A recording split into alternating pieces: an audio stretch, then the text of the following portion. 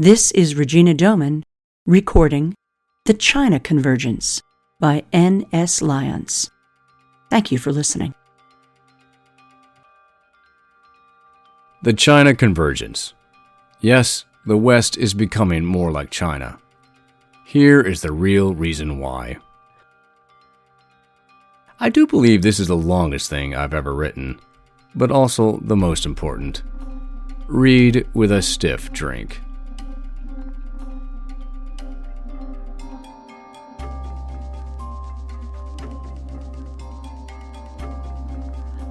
Differences and tensions between the United States and China have never been greater. The whole world is dividing itself between the blocks of these two opposing superpowers. A new Cold War is dawning, complete with a global ideological battle between democracy and autocracy. Freedom is on the line.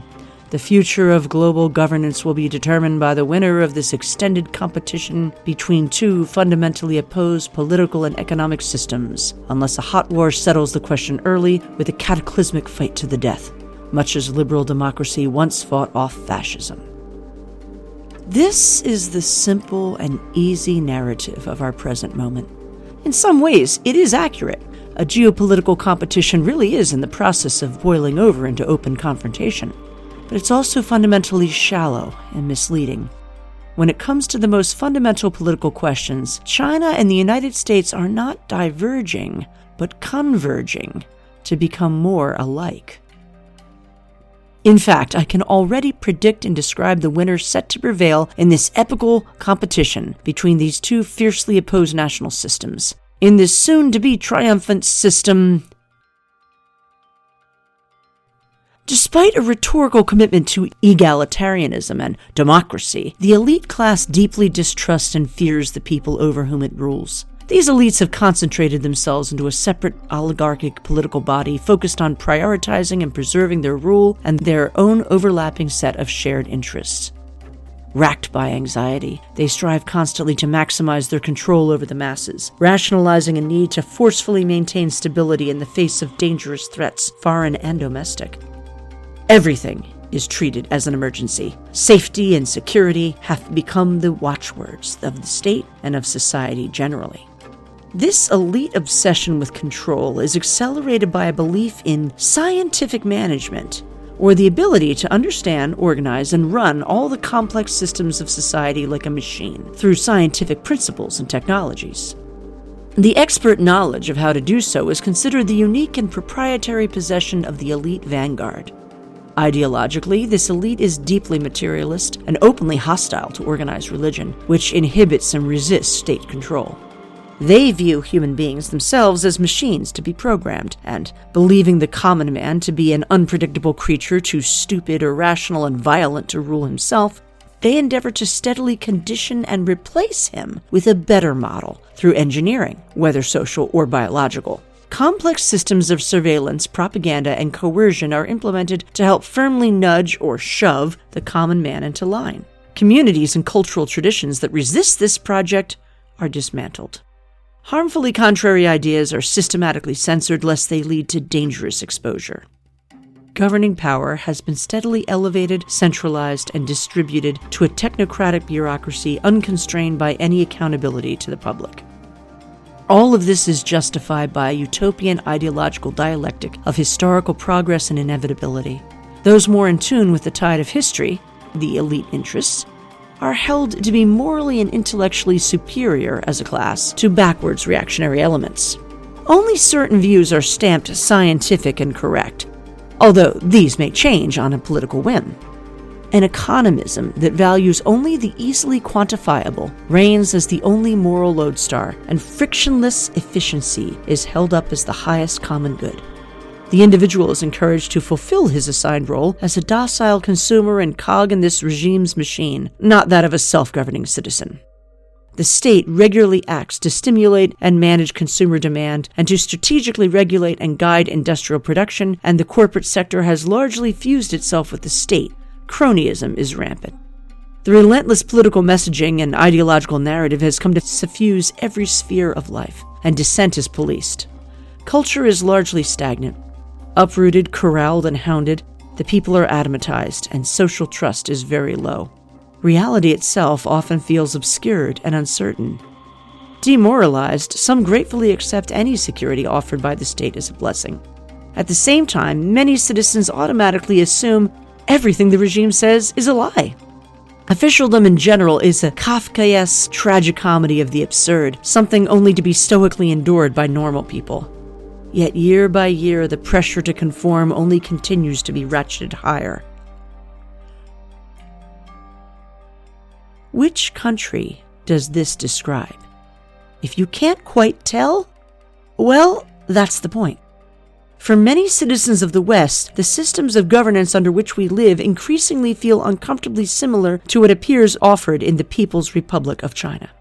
There are limits to this similarity, of course.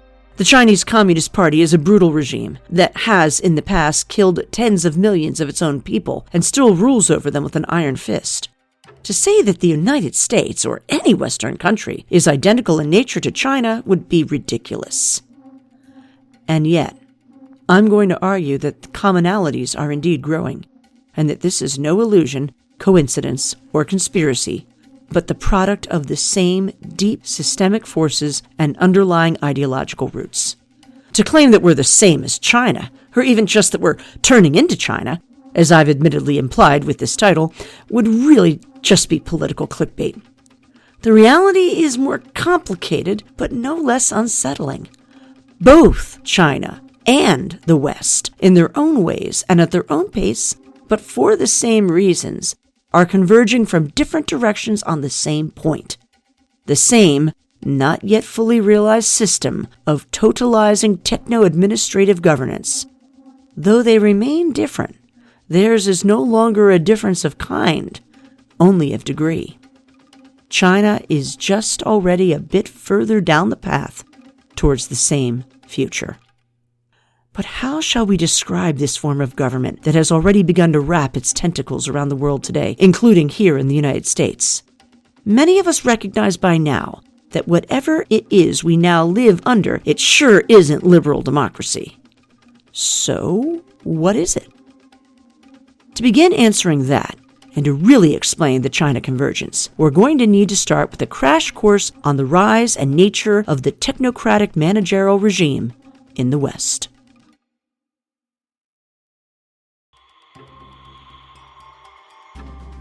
Part 1. The Managerial Regime. To see what is in front of one's nose requires a constant struggle. George Orwell.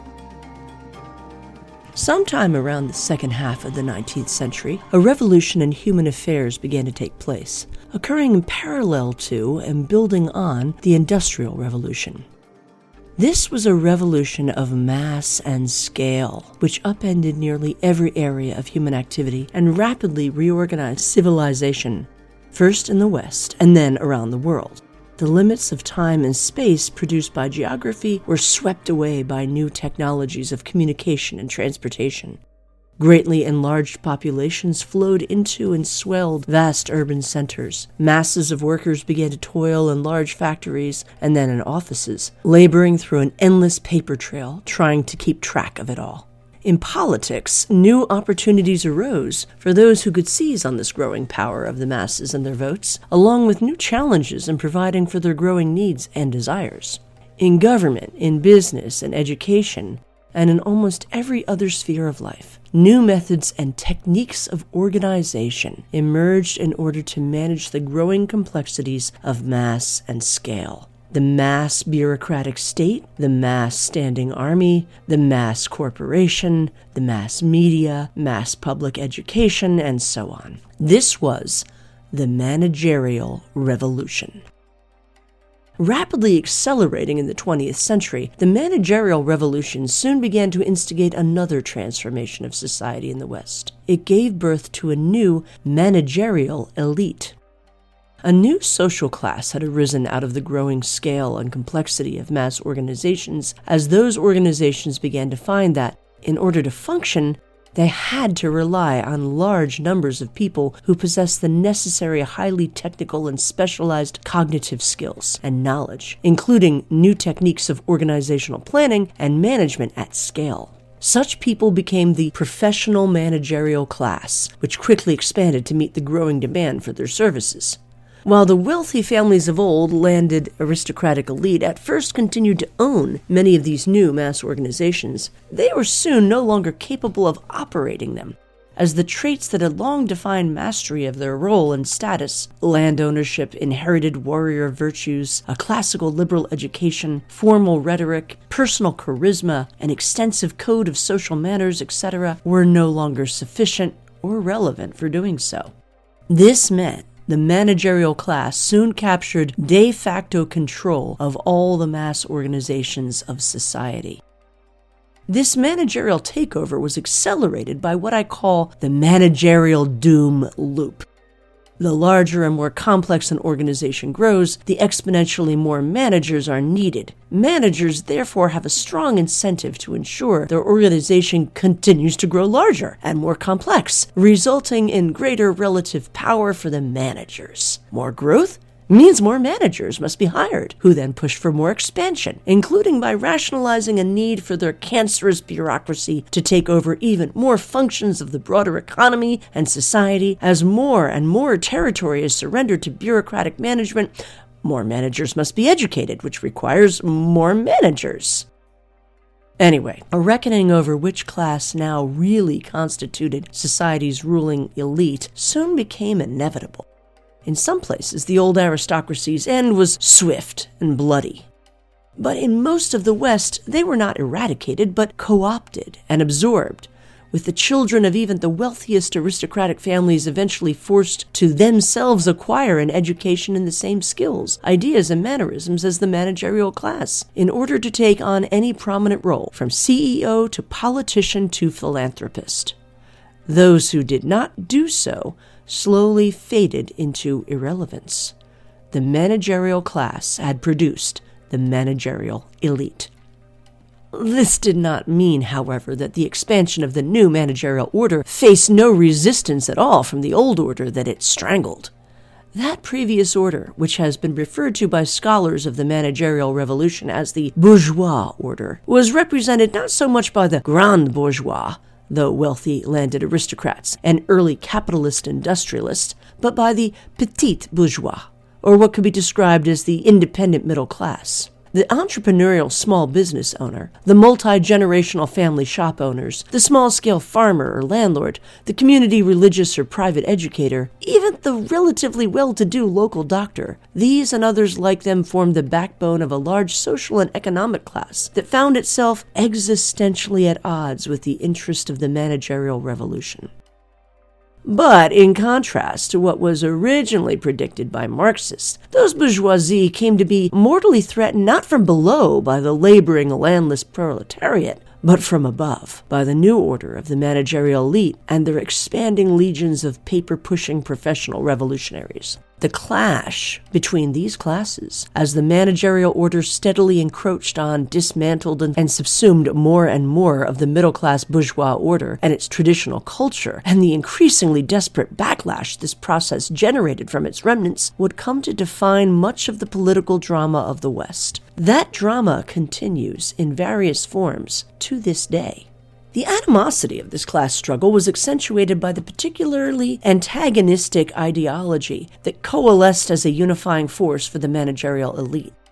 While this managerial ideology and its various flavors presents itself in the lofty language of moral values, philosophical principles, and social goods, it just so happens to rationalize and justify the continual expansion of managerial control into all areas of state, economy, and culture, while elevating the managerial class to a position of not only utilitarian but moral superiority over the rest of society, and in particular over the middle and working classes. This helps serve as a rationale for the managerial elite's legitimacy to rule, as well as an invaluable means to differentiate, unify, and coordinate the various branches of that elite.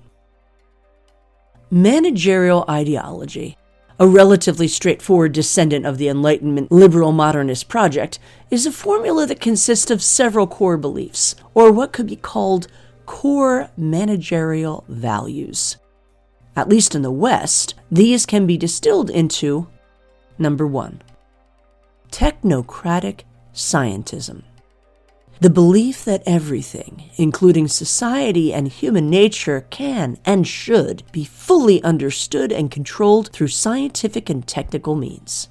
In this view, everything consists of systems which operate as in a machine on the basis of scientific laws that can be rationally derived through reason. Humans and their behavior are the product of the systems in which they are embedded. Social science functions in the same way as the physical sciences. These systems can therefore be socially engineered to be improved. Good and bad, like everything else, are scientifically quantifiable. Those with superior scientific and technical knowledge are thus best placed to understand the cause and effect governing society, and therefore to run it. Ignorance and the ignorant are, in contrast, ultimately the cause of all dysfunction and harm. Number 2, utopianism.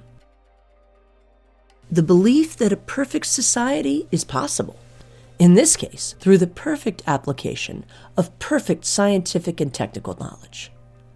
The machine can ultimately be tuned to run flawlessly. At that point, all will be completely provided for, and therefore completely equal. And man himself will be entirely rational, fully free, and perfectly productive. This state of perfection is the telos, or predestined end point of human development through science, physical and social. This creates the idea of progress, or of moving closer to this final end. Consequently, history has a teleology. It bends towards utopia. This also means the future is necessarily always better than the past, as it is closer to utopia. History now takes on moral valence. To go backwards is immoral. Indeed, even actively conserving the status quo is immoral. Governance is only moral insofar as it affects change, thus moving us ever forwards towards utopia. Number 3, meliorism. The belief that all the flaws and conflicts of human society and of human beings themselves are problems that can and should be directly ameliorated by sufficient managerial technique.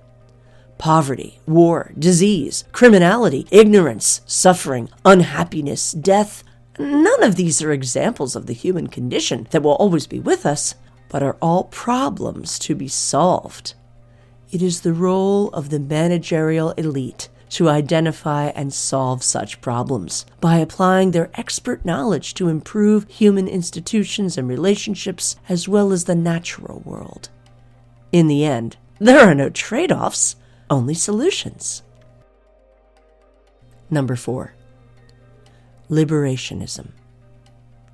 The belief that individuals in society are held back from progress by the rules, restraints, relational bonds, historical communities, inherited traditions, and limiting institutions of the past, all of which are the chains of false authority from which we must be liberated so as to move forward.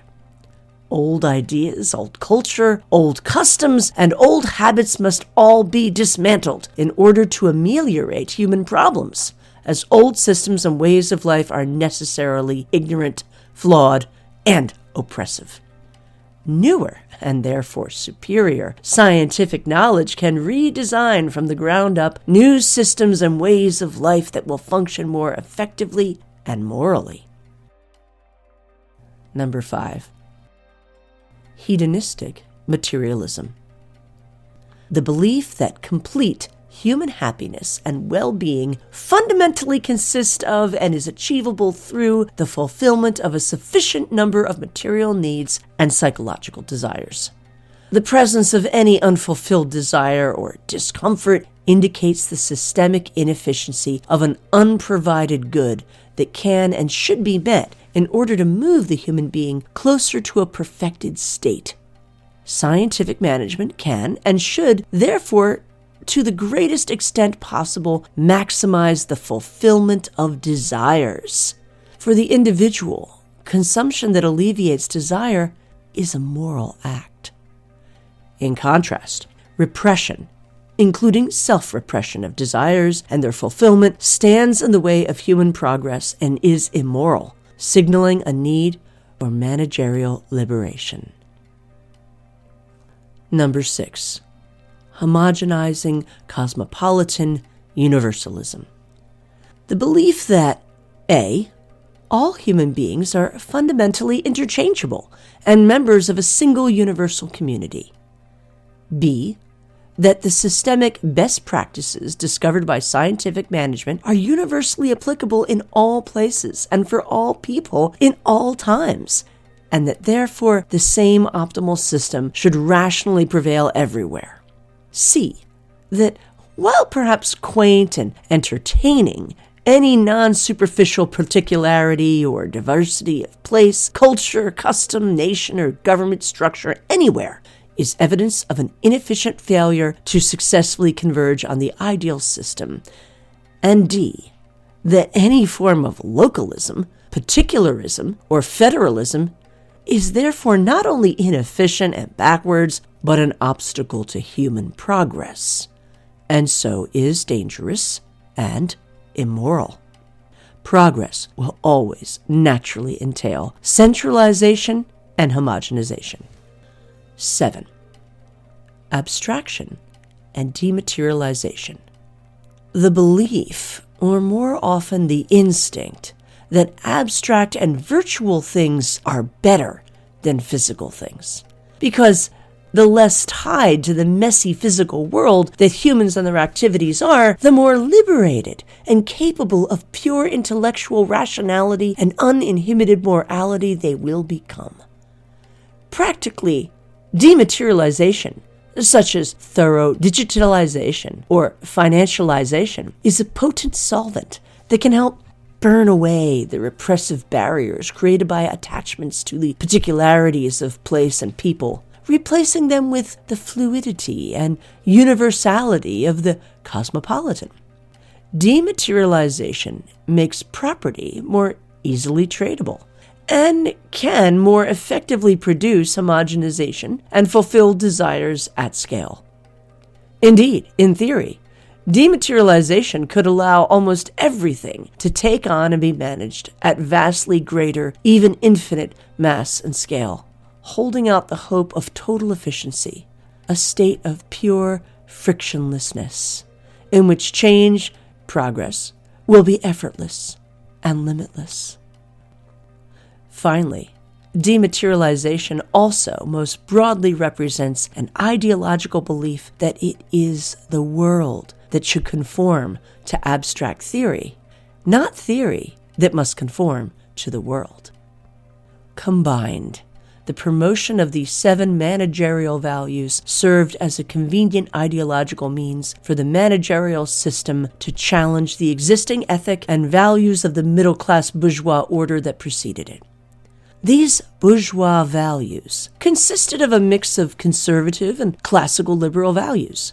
Nowhere were these values once more distinct than in America, where they had developed into a recognizable blend that included a strong preference for local governance, grassroots democracy, and an aversion to top-down control, an accepted diversity of regional and local folkways and traditions, a general mythic ideal of spirited individualism and energetic self-reliance, a countervailing tradition of tight-knit family life and exceptionally widespread participation in a proliferation of thick religious, community, and civic associations and affiliations, as most famously described by Alexis de Tocqueville, Protestant work ethic, and an attention to thrift and self-discipline as moral virtues, an intimate connection to the land, and a very strong attachment to middle-class property ownership as central to Republican self-governance and the national character, political realism, and a conservative aversion to too rapid and radical of change. The contrasting values of managerial ideology were perfectly structured to invert, undermine, marginalize, disrupt, and dismantle every one of these bourgeois values simultaneously, steadily subverting the ideological basis for bourgeois legitimacy intellectually, morally, and politically, thus clearing the way to justify the establishment of an alternative political system of rule by the new managerial elite.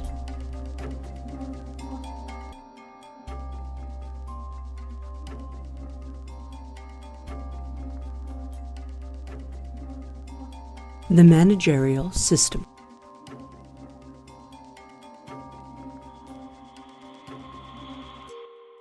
This managerial system developed into several overlapping, interlinked sectors that can be roughly divided and categorized as the managerial state, the managerial economy, the managerial intelligentsia, the managerial mass media, and managerial philanthropy. Each of these 5 sectors features its own slightly unique species of managerial elite, each with its own roles and interests. But each commonly acts out of its own interest to reinforce and protect the interest of the other sectors, and the system as a whole. All of the sectors are bound together by a shared interest in the expansion of technical and mass organizations, the proliferation of managers, and the marginalization of non-managerial elements.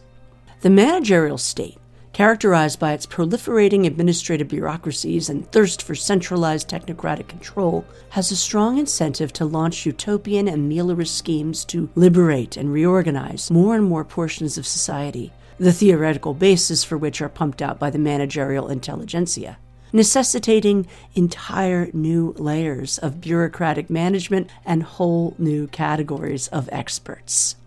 Mass corporations, which make up the managerial economy, have an interest in seeing these schemes implemented, in part because the new layers of regulatory burden that they inevitably produce, more lawyers, more HR managers, and so forth, systematically advantage large oligopolistic firms like themselves over those smaller business and entrepreneurial upstarts that are both their potential competitors and the old bourgeois power base.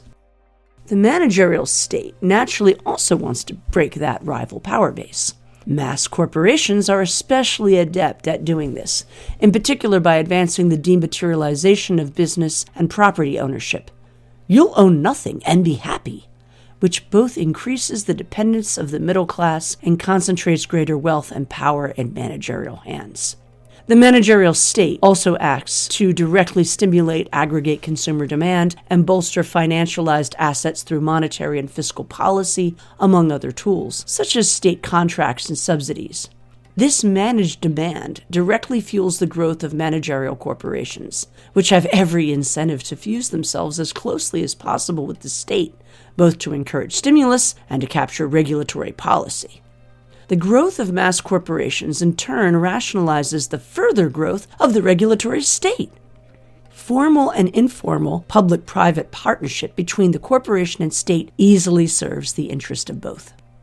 Meanwhile, the managerial corporation also has a great deal to gain from the project of mass homogenization, which allows for greater scale and efficiencies. A Walmart in every town, a Starbucks on every corner, Netflix and Amazon accessible on the iPhone in every pocket.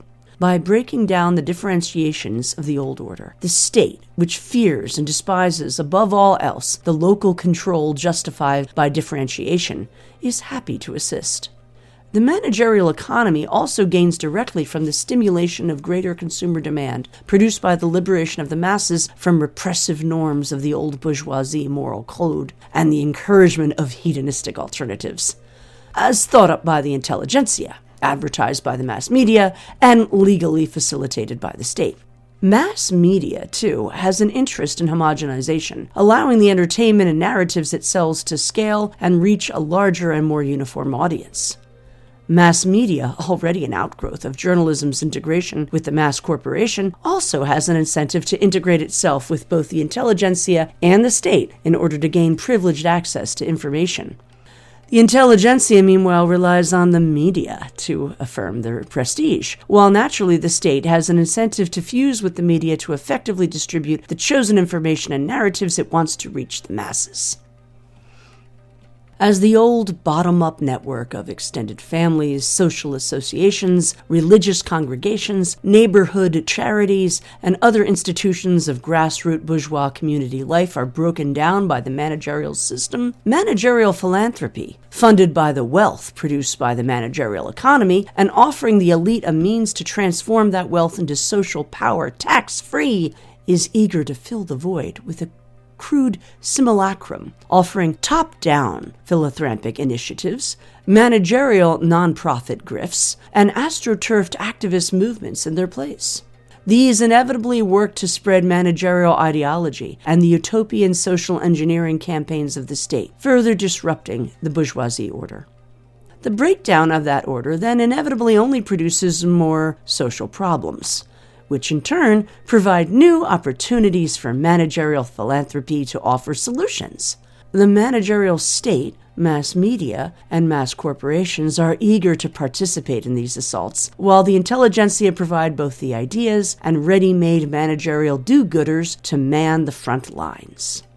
Finally, the managerial intelligentsia functions as the vanguard of the whole managerial system, providing the unifying ideological framework that serves as the system's intellectual foundation, rationale, and source of moral legitimacy. The ideological pronouncements of the intelligentsia, transmitted to the public as revealed truth, such as the science, by the managerial mass media, serve to normalize and justify the schemes of the state, which in turn gratefully supports the intelligentsia with public money and programs of mass public education, which funnel demand into the intelligentsia's institutions and also help fund the research and development of new technologies and organizational techniques that can further expand managerial control. The intelligentsia, of course, also provides a critical service to every other managerial sector by meeting the need for the formation of more professional managerial class members through mass education, which also helps to advance societal homogenization and further elite cultural hegemony. The managerial intelligentsia therefore functions as the keystone of the managerial elite's broad-based and resilient unity and dominance, which is what defines them as the elite. This hegemonic, self-reinforcing system of overlapping managerial elite interests, public and private, economic, cultural, social, and governmental, can together be described as the managerial regime. To identify or describe this regime as simply the state would be entirely insufficient. As we will see, the evolution of this broader regime is today the central factor of the China Convergence.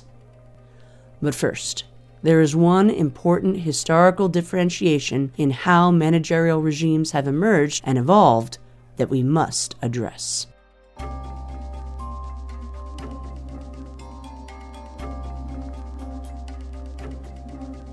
Managerialism, hard versus soft.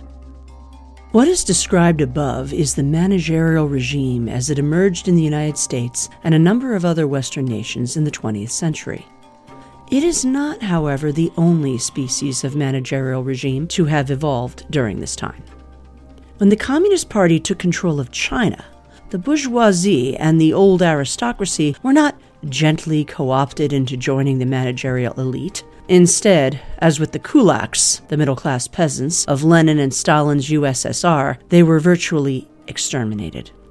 An endless series of bloody campaigns, launched in the name of liberation by Mao Zedong against the landlords, rich peasants, rightists, counter-revolutionaries, and bourgeois elements, all had the same objective.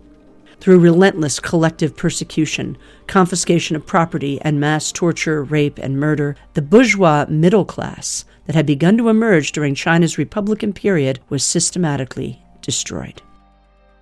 This served a straightforward purpose.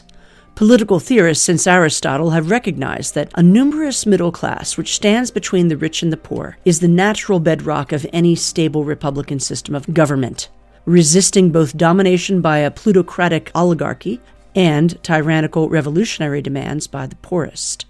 By eliminating this class, which had been the power base of his nationalist rivals, Mao paved the way for his intelligentsia-led Marxist-Leninist revolution to dismantle every remaining vestige of republican government, replace the old elite with a new one, and take total control of Chinese society. The result was not, of course, an egalitarian workers' paradise, but the development of a strictly two-tier society of party oligarchy and everyone else. Every possible orienting and organizing force outside the party was destroyed. Family networks were deliberately disrupted, and individuals were isolated and atomized. Meanwhile, the oligarchy would soon grow into a gigantic bureaucratic party state, managed by legions of devoted CCP apparatchiks. With no mediating institutions between people and state remaining, and with the undifferentiated masses thus fully contained by the uncontested power of a one-party state, Mao succeeded in essentially producing Hobbes' Leviathan in China. He and his comrades were then free to enact their utopian schemes to remake the country along scientific socialist lines, killing tens of millions of Chinese in the process. And while today's China is quite a bit mellower than during the Mao era, its regime is not fundamentally any different in its core nature. It is still run by a Marxist-Leninist party that has never forgotten Mao's conviction that power grows out of the barrel of a gun.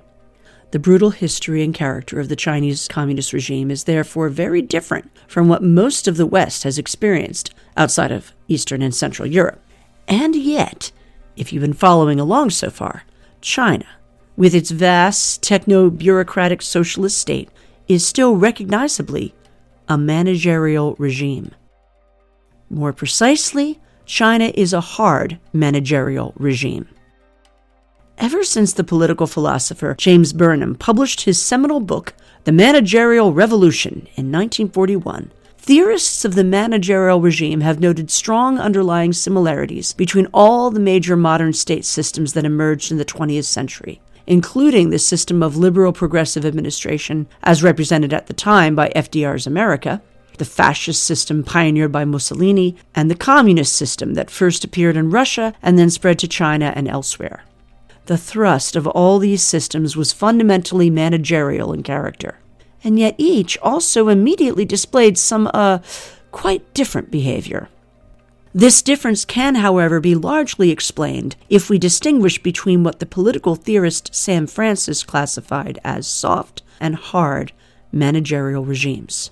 The character of this soft managerial regime is that described in the previous section. In contrast, a hard managerial regime differs somewhat in its mix of values.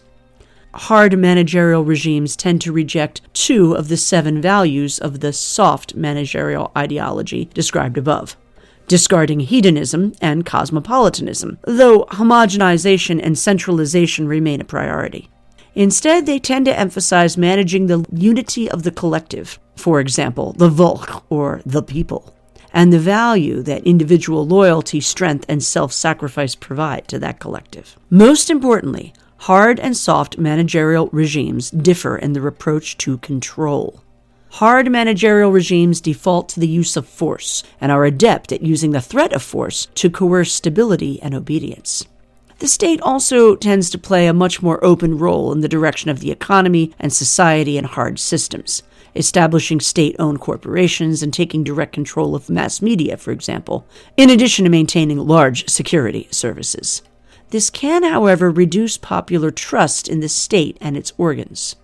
In contrast, soft managerial regimes are largely inept and uncomfortable with the open use of force, and much prefer instead to maintain control through narrative management, manipulation, and hegemonic control of culture and ideas. The managerial state also downplays its power by outsourcing certain roles to other sectors of the managerial regime, which claim to be independent.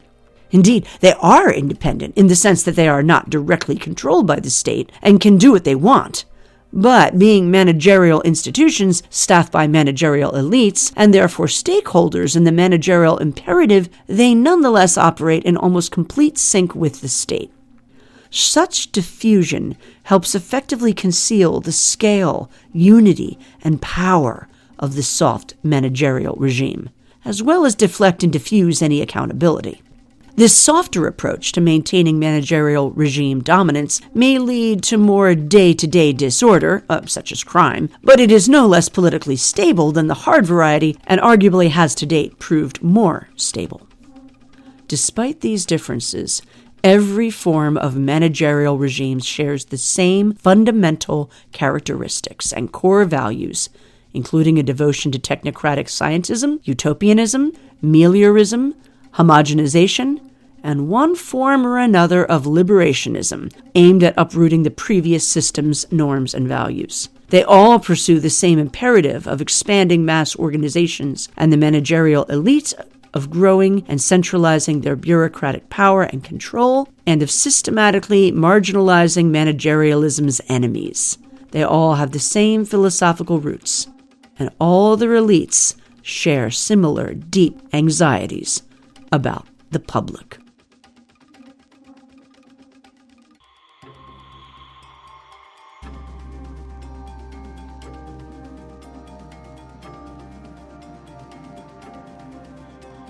Part 2. Making the Demos Safe for Democracy. After the uprising of the 17th June, the secretary of the Writers' Union had leaflets distributed in the Stalin-Lee stating that the people had forfeited the confidence of the government and could win it back only by redoubled efforts. Would it not be easier, in that case, for the government to dissolve the people and elect another? Bertolt Brecht, The Solution, 1953. In the great debate of the past 2 decades about freedom versus control of the network, China was largely right and the United States was largely wrong. So declared neoconservative lawyer and former Bush administration Assistant Attorney General Jack Goldsmith in a high-profile 2020 essay on democracy and the future of free speech for The Atlantic magazine. Significant monitoring and speech control are inevitable components of a mature and flourishing Internet, and governments must play a large role in these practices to ensure that the Internet is compatible with the society's norms and values, he explained. The private sector's collaboration with the government in these efforts are a historic and very public experiment about how our constitutional culture will adjust to our digital future. Back in the year 2000, President Bill Clinton had mocked the Chinese government's earliest attempt to censor free speech on the Internet, suggesting that doing so would be like trying to nail Jell-O to the wall. By the time Goldsmith's take was published in the flagship salon of the American ruling class 2 decades later, such scorn had been roundly replaced by open admiration.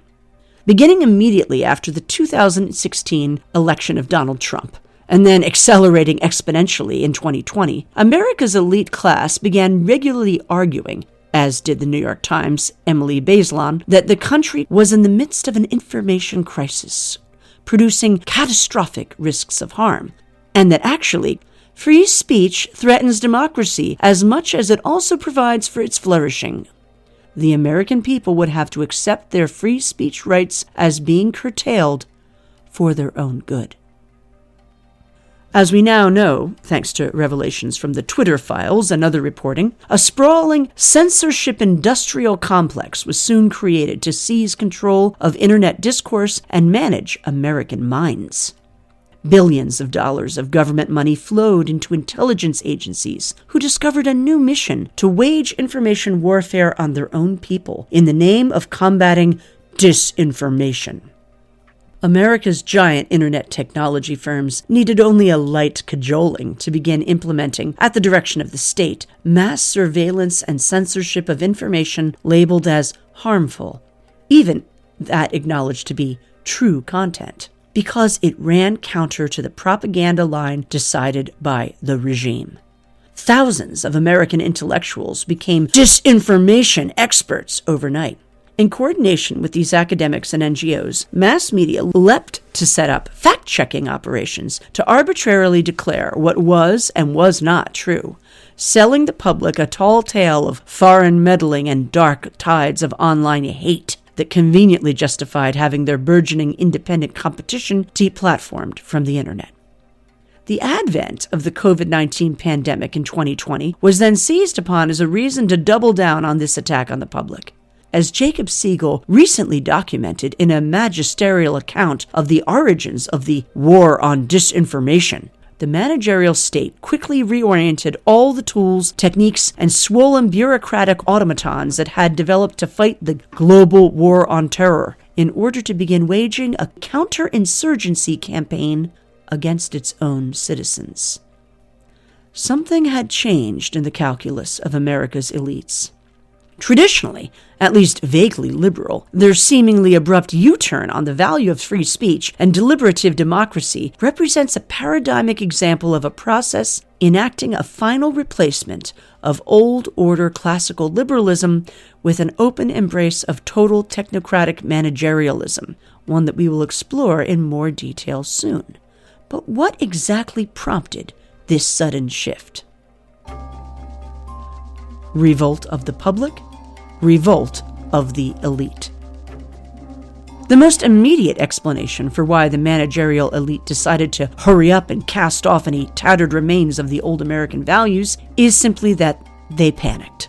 They panicked because they experienced a moment in which they felt they had nearly lost control.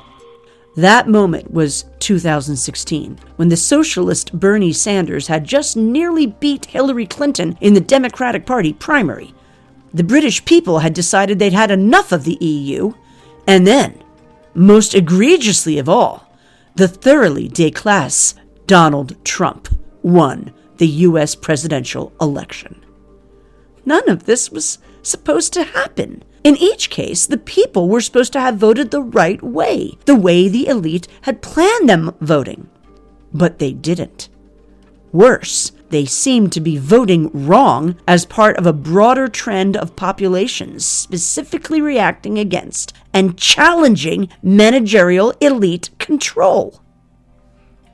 Former CIA analyst Martin Gurry has coined the term revolt of the public to describe the ongoing phenomenon in which, around the world, the authority and legitimacy of elite institutions has collapsed as the digital revolution has undermined traditional elite gatekeepers' ability to fully control access to information and monopolize public narratives.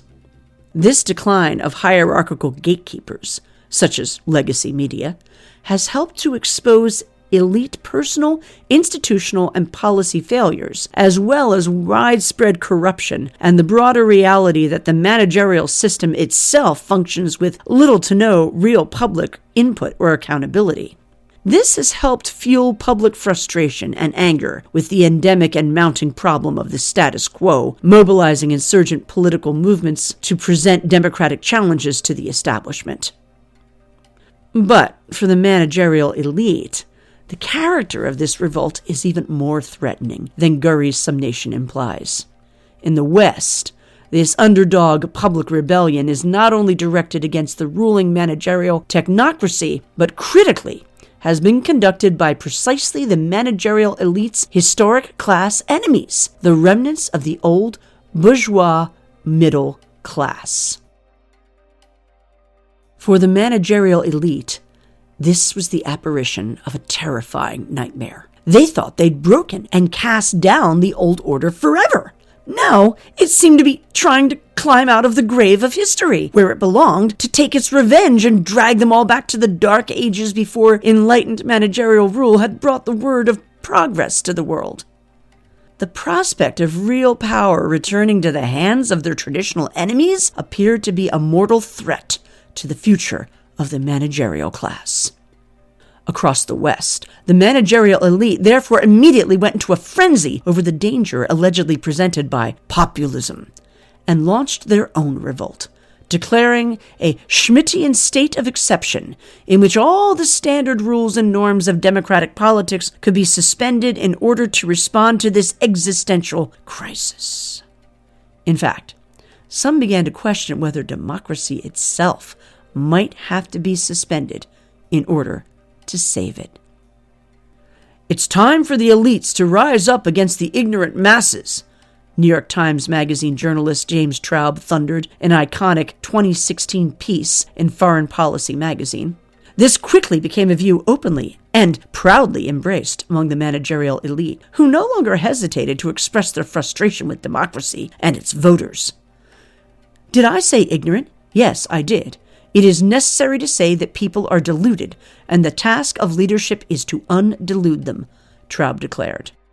Too much democracy is killing democracy, is how a 2019 article published by neocon rag The Bulwark put it, arguing for Western nations to take their bitter technocratic medicine and establish a political, social, and cultural compact that makes participation by many unnecessary. This elite revolt against democracy cannot be fully understood as a reaction only to proximate events, however, no matter how outrageously orange and crude their apparition.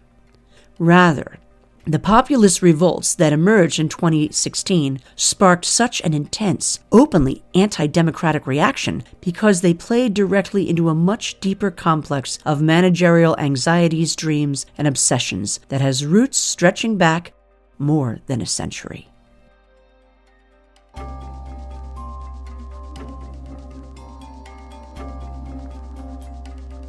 Democracy and democracy. It was 1887, and Woodrow Wilson thought America had a problem. Too much democracy. What it needed instead was the science of administration. The democratic state has yet to be equipped for carrying those enormous burdens of administration, which the needs of this industrial and trading age are so fast accumulating, the then professor of political science wrote in what would become his most influential academic work, The Study of Administration. Deeply influenced by social Darwinism and eugenics, vocal in his contempt for the idea of being bound to the doctrines held by the signers of the Declaration of Independence, a lot of nonsense about the inalienable rights of the individual, and especially impatient with the Constitution's insistence on the idea of checks and balances, Wilson believed the American state needed to evolve or die. For too long, it had been saddled with the habits of constitutionalism and deliberative politics. Now the complexity of the world was growing too great for such antiquated principles, which were no longer of more immediate practical moment than questions of administration. Asserting the urgent need for comparative studies in government, he urged America's leadership class to look around the world and see that administration is everywhere, putting its hands to new undertakings, and the idea of the state and the consequent ideal of its duty are undergoing noteworthy change. America had to change too.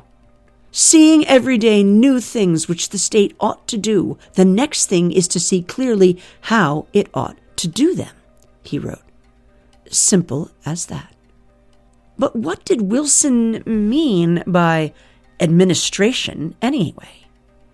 Administration lies outside the proper sphere of politics, he wrote.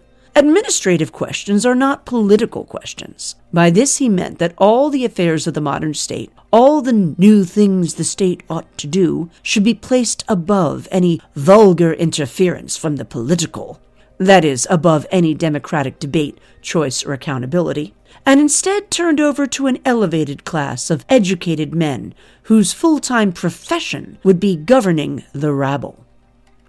What Wilson explicitly proposed was rule by the universal class described by Hegel, an all-knowing, all-beneficent class of expert civil servants who, using their big brains and operating on universal principles derived from reason, could uniquely determine and act in the universal interest of society with far more accuracy than the ignorant, unrefined masses.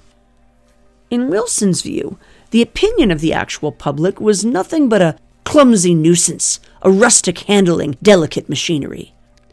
Overall, administration indeed meant running government as a machine, and the public could not be allowed to gum up the gears. Moreover, machines need engineers, which means that it will be necessary to organize democracy by sending up to the civil service men definitely prepared for standing liberal tests as to technical knowledge. Soon enough, a technically schooled civil service will presently have become indispensable, he suggested, describing the entrenchment of rule by a managerial class. In part, what Wilson was really advocating for was his personal German fetish. More specifically, he wanted America to import the political model that had most impressed him during his own comparative studies in government, the Prussian administrative state of the Iron Chancellor Otto von Bismarck. For Wilson, the Prussian system represented the best possible model for maximizing the march of progress. Parliamentary, yet authoritarian, it combined the most enlightened economic and social advances of the time, the first welfare state, mass education programs, and a state-led Kulturkampf, culture war, against the Catholic Church and all the backward forces of reaction, with political certainty, stability, and efficiency. Most importantly, it had developed a professional bureaucracy, an administration, of managers handed the power and leeway to guide the country's development along rational, scientific lines. Wilson would, 2 decades later, have the opportunity to begin imposing something like this model on America. Campaigning in part on a promise to employ the power of government on behalf of what he advertised as the new freedom of universal social justice, Wilson wormed his way into power in 1912 as the first, and fortunately only, political science professor ever elected President of the United States. He fittingly rode to office on the back of the new American Progressive Movement, which had eagerly modeled itself on the then fashionable Progressive Party of Germany. An innovative political alliance, the new party had cunningly brought Germany's corporate power players together with state bureaucrats and academic intelligentsia, together nicknamed the Kath der Sozialisten, or the Socialists of the Endowed Chair, uniting them to push forward in the kind of top-down social and economic reforms they all stood to benefit from. Wilson's hope for America to look like the German model for inspiration was thus fulfilled. Over the course of his presidency from 1913 to 1921, and seizing in particular on the opportunity provided by the crisis of World War I, Wilson would oversee the first great centralizing wave of America's managerial revolution, establishing much of the initial basis for the country's modern administrative bureaucracy, including imposing the first federal income tax and creating the Federal Reserve System, the Federal Trade Commission, and the Department of Labor. He also ruled as perhaps the most authoritarian executive in American history, criminalizing speech through his Espionage and Sedition Acts, implementing mass censorship through the post office, setting up a dedicated propaganda ministry, the Committee on Public Information, and using his attorney general to widely prosecute and jail his political opponents. More dissidents were arrested or jailed in 2 years of war under Wilson than in Italy under Mussolini during the entirety of the 1920s. But Wilson's most important legacy was to begin the process to organize democracy in America, just as he dreamed of doing as an academic. A universal class of managers would henceforth determine and govern on behalf of the people's true will. Democracy would no longer be messy, but made steadily more managed, predictable, and scientific. From this point forward, the definition of democracy itself would begin to change. Democracy no longer meant self-government by the demos, the people, exercised through voting and elections. Instead, it would come to mean the institutions, processes, and progressive objectives of the managerial civil service itself. In turn, actual democracy became populism. Protecting the sanctity of democracy now required protecting the managerial state from the demos by making governance less democratic. Today, this vision of managed democracy, also known as guided democracy, is a form of government much lusted after by elites around the world, having succeeded, in its more benevolent incarnations, in establishing orderly regimes in countries like Singapore and Germany, where the people still get to vote, but real opposition to the steamroller of the state's agenda isn't tolerated. In such a system, the people are offered the satisfaction of their views having been listened to by their political administrative class. But said views can always be noted and dispensed with if they are a danger to democracy and its interests. Here, Wilson's old question of how to make public opinion efficient without suffering it to be meddlesome seems to have found a solution. The People's Republic of China has already taken this logic to its fullest conclusion. Popular voting may have been done away with altogether in China, but it too is still a democracy. It says so right in its constitution. Instead of elections, the party, which exists solely to represent the people forever, rigorously assesses the will and interest of the masses through a process of internal consultation and deliberation it calls People's Whole Process Democracy, also known as consultative democracy for short. Consultative democracy has serious advantages over the traditional kind in terms of maximizing managerial efficiency, which is why it has long been so admired by Western elites. There is a level of admiration I actually have for China because their basic dictatorship is allowing them to actually turn their economy around on a dime and say, we need to go green. Canada's Justin Trudeau has, for instance, explained, although typically stumbling over his words and forgetting to label China a democracy instead of a dictatorship. Or, as the New York Times elite whisperer Thomas Friedman once put it, if we could even just be China for a day, then the state could, authorize the right solutions on everything from the economy to the environment. Overall, being more like China, at least for a while, would be super convenient because, as Friedman obligingly elaborated in his book, Hot, Flat, and Crowded, once the directions are given from above, we will be overcoming the worst part of our democracy, the inability to make big decisions in peacetime, and the very next day, we will be able to enjoy the best part of our democracy, the power of our civic society to make government rules stick, and the power of our markets to take advantage of them. The power of big brain decision makers to advance progress by forcing through big changes, civic society able to entrench and enforce state directives from above, markets able to symbiotically make a tidy profit on top-down change. As Friedman indicates, consultative democracy offers all the best parts of democracy without the hassle. No risk of the populist rubes ever getting to fondle any delicate machinery here. It should be no wonder that Western managerial elites have been smitten by this vision and the many advantages it offers to themselves, and have thus everywhere rushed with growing fervor to adapt and implement it at home as fast and to the greatest extent that they can get away with. Wilson would be proud. They also understand, however, that even this structural organizing will ultimately never be enough to protect democracy on its own. Having again and again run into the intractability of the people's obstinate nature, they long ago reached another implicit conclusion. The root challenge to democracy is not the structures of government, but the demos, the common man himself. He is a problem that requires a solution on an entirely deeper level. Making the demos safe for democracy would necessitate his replacement by a wholly new and safer man. Mr. Science and the New Man. Psychologist, instrumentalist philosopher, and foremost American progressive educationalist John Dewey landed in China on May 1st, 1919.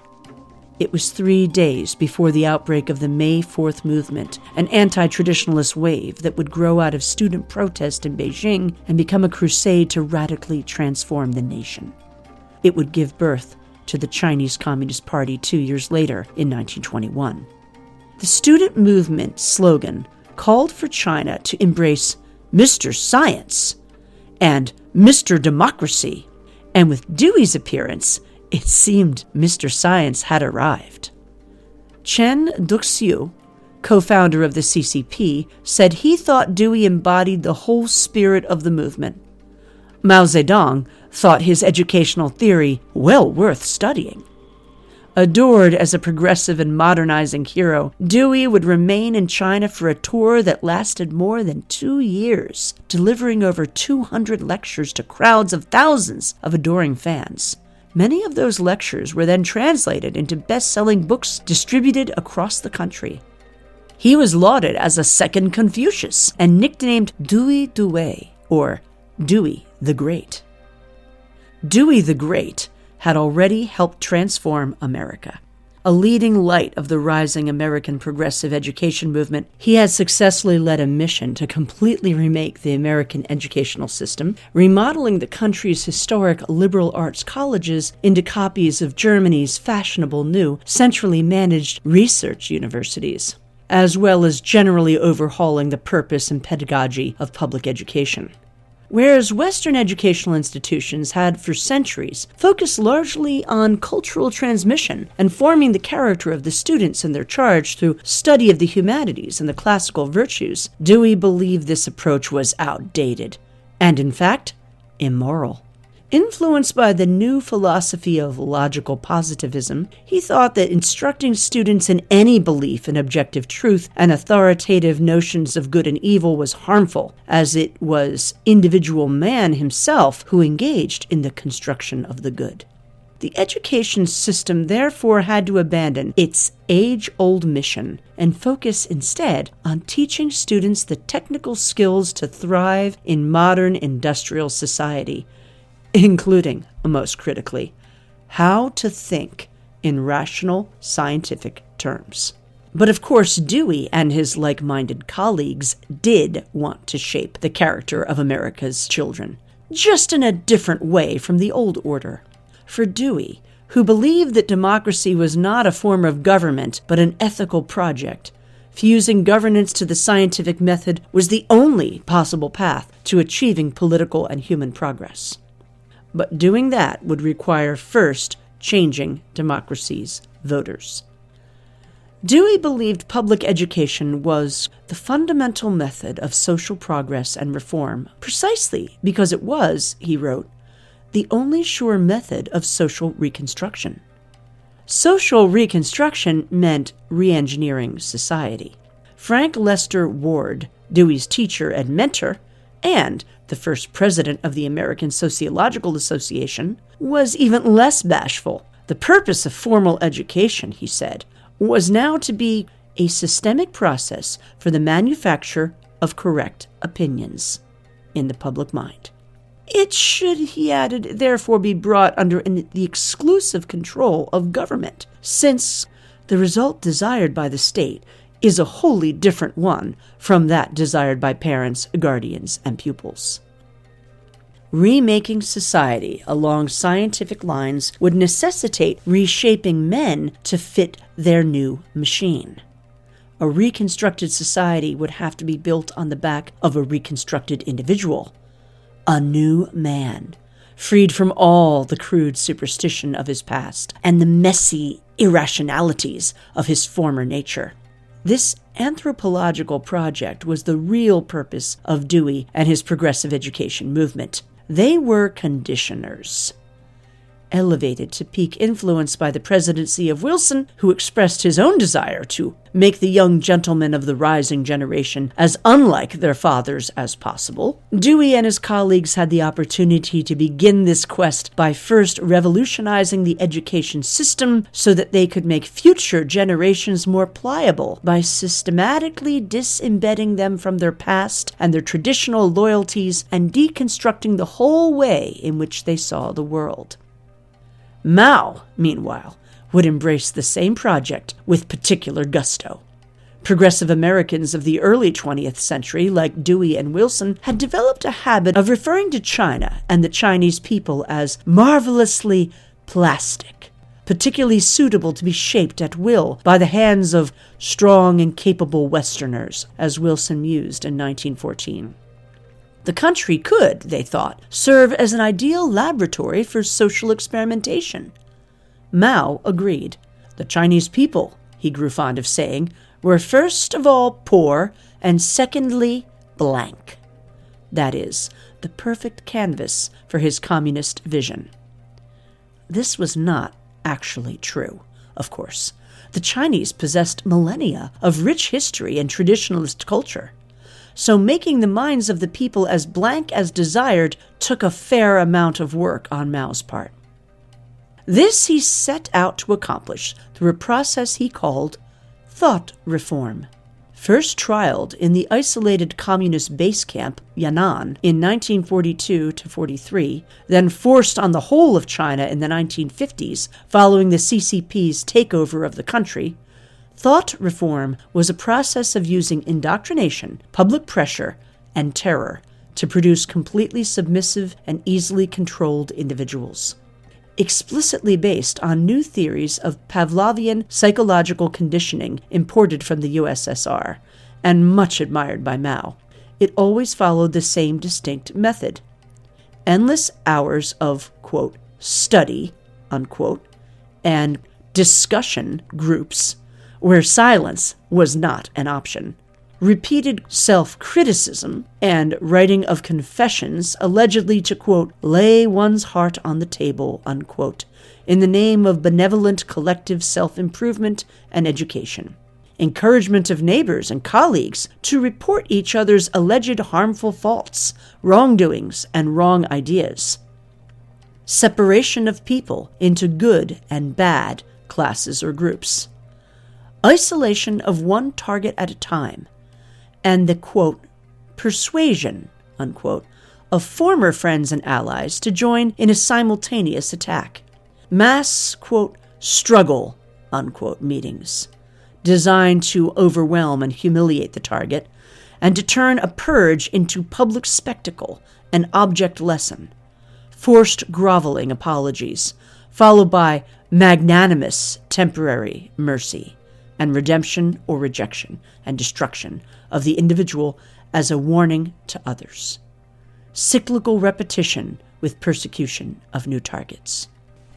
Whether a targeted individual was guilty or innocent of anything, or even loyal or disloyal, was entirely irrelevant. Nor was the purpose to convince or persuade anyone. That was not the point. As one witness recorded after seeing an enthusiastically loyal CCP cadre mercilessly persecuted, only later did I perceive the communists had been fully aware of his loyalty to their cause and were equally conscious that after the reform he was disaffected. They had succeeded, however, in terrorizing him so thoroughly that henceforth, regardless of what he thought, he spoke and acted during every waking moment exactly as the communist wanted.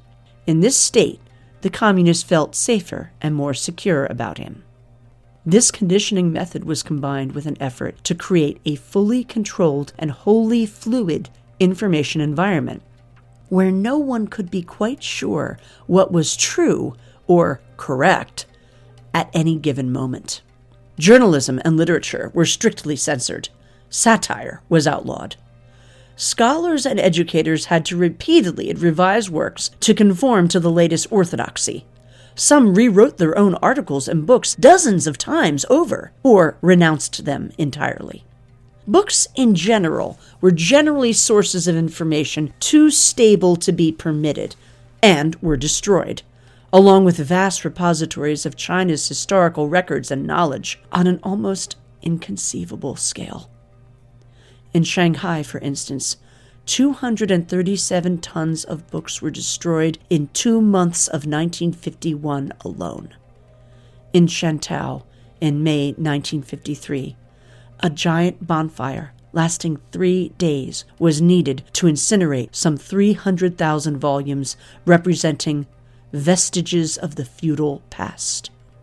The party's sloganeering propaganda organs became the only permissible source of information, and everybody soon found that, for their own safety, they had no choice but to follow them closely in order to try to stay abreast of the constantly shifting party line. This process of total ideological indoctrination and control, also colloquially known as zinao, literally to wash brains, would be made most famous during China's later Cultural Revolution, but was, in fact, the whole foundation of Maoism from the start. This was because it worked. Foreign journalists permitted to visit Yan'an in 1944 noted that an air of nervous intensity was constant and stifling, and that while most people had very earnest faces and serious expressions, no one but top leaders like Mao ever cracked a joke. If you ask the same question to 20 or 30 people, from intellectuals to workers, the replies are always more or less the same, one marveled. Even questions about love, there seems to be a point of view that has been decided by meetings. In time, the whole country would be reduced to the same state of stifling conformity. Thought reform was perhaps the most comprehensive and dramatic ideological indoctrination process ever attempted. It was also unbelievably violent and destabilizing, with millions killed over just the course of Mao's early reform and rectification campaigns. The reality of it would therefore doubtless have horrified Dewey and his refined progressive intellectual sensibilities. But its fundamental purpose was exactly the same as his own: to so completely break down people's old ways of living and thinking that human nature could be abolished, and a new man and a new society constructed on top of the ruins.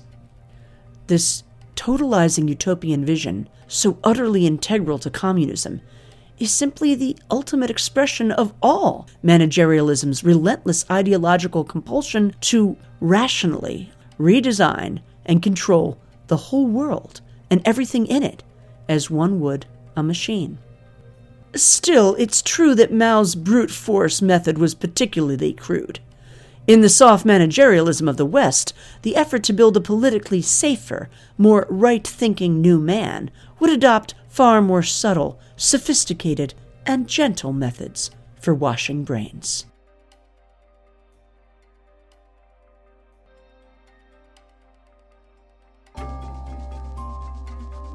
The therapeutic state and the threat within. Germany and Japan surrendered in 1945, but World War II didn't end. Managerial liberalism had engaged in its first global ideological war, and once the shooting had stopped, the ideological struggle was just getting started. Europe, and even the American homeland itself, still had yet to be truly liberated. The problem was fascism continued to lurk in minds everywhere.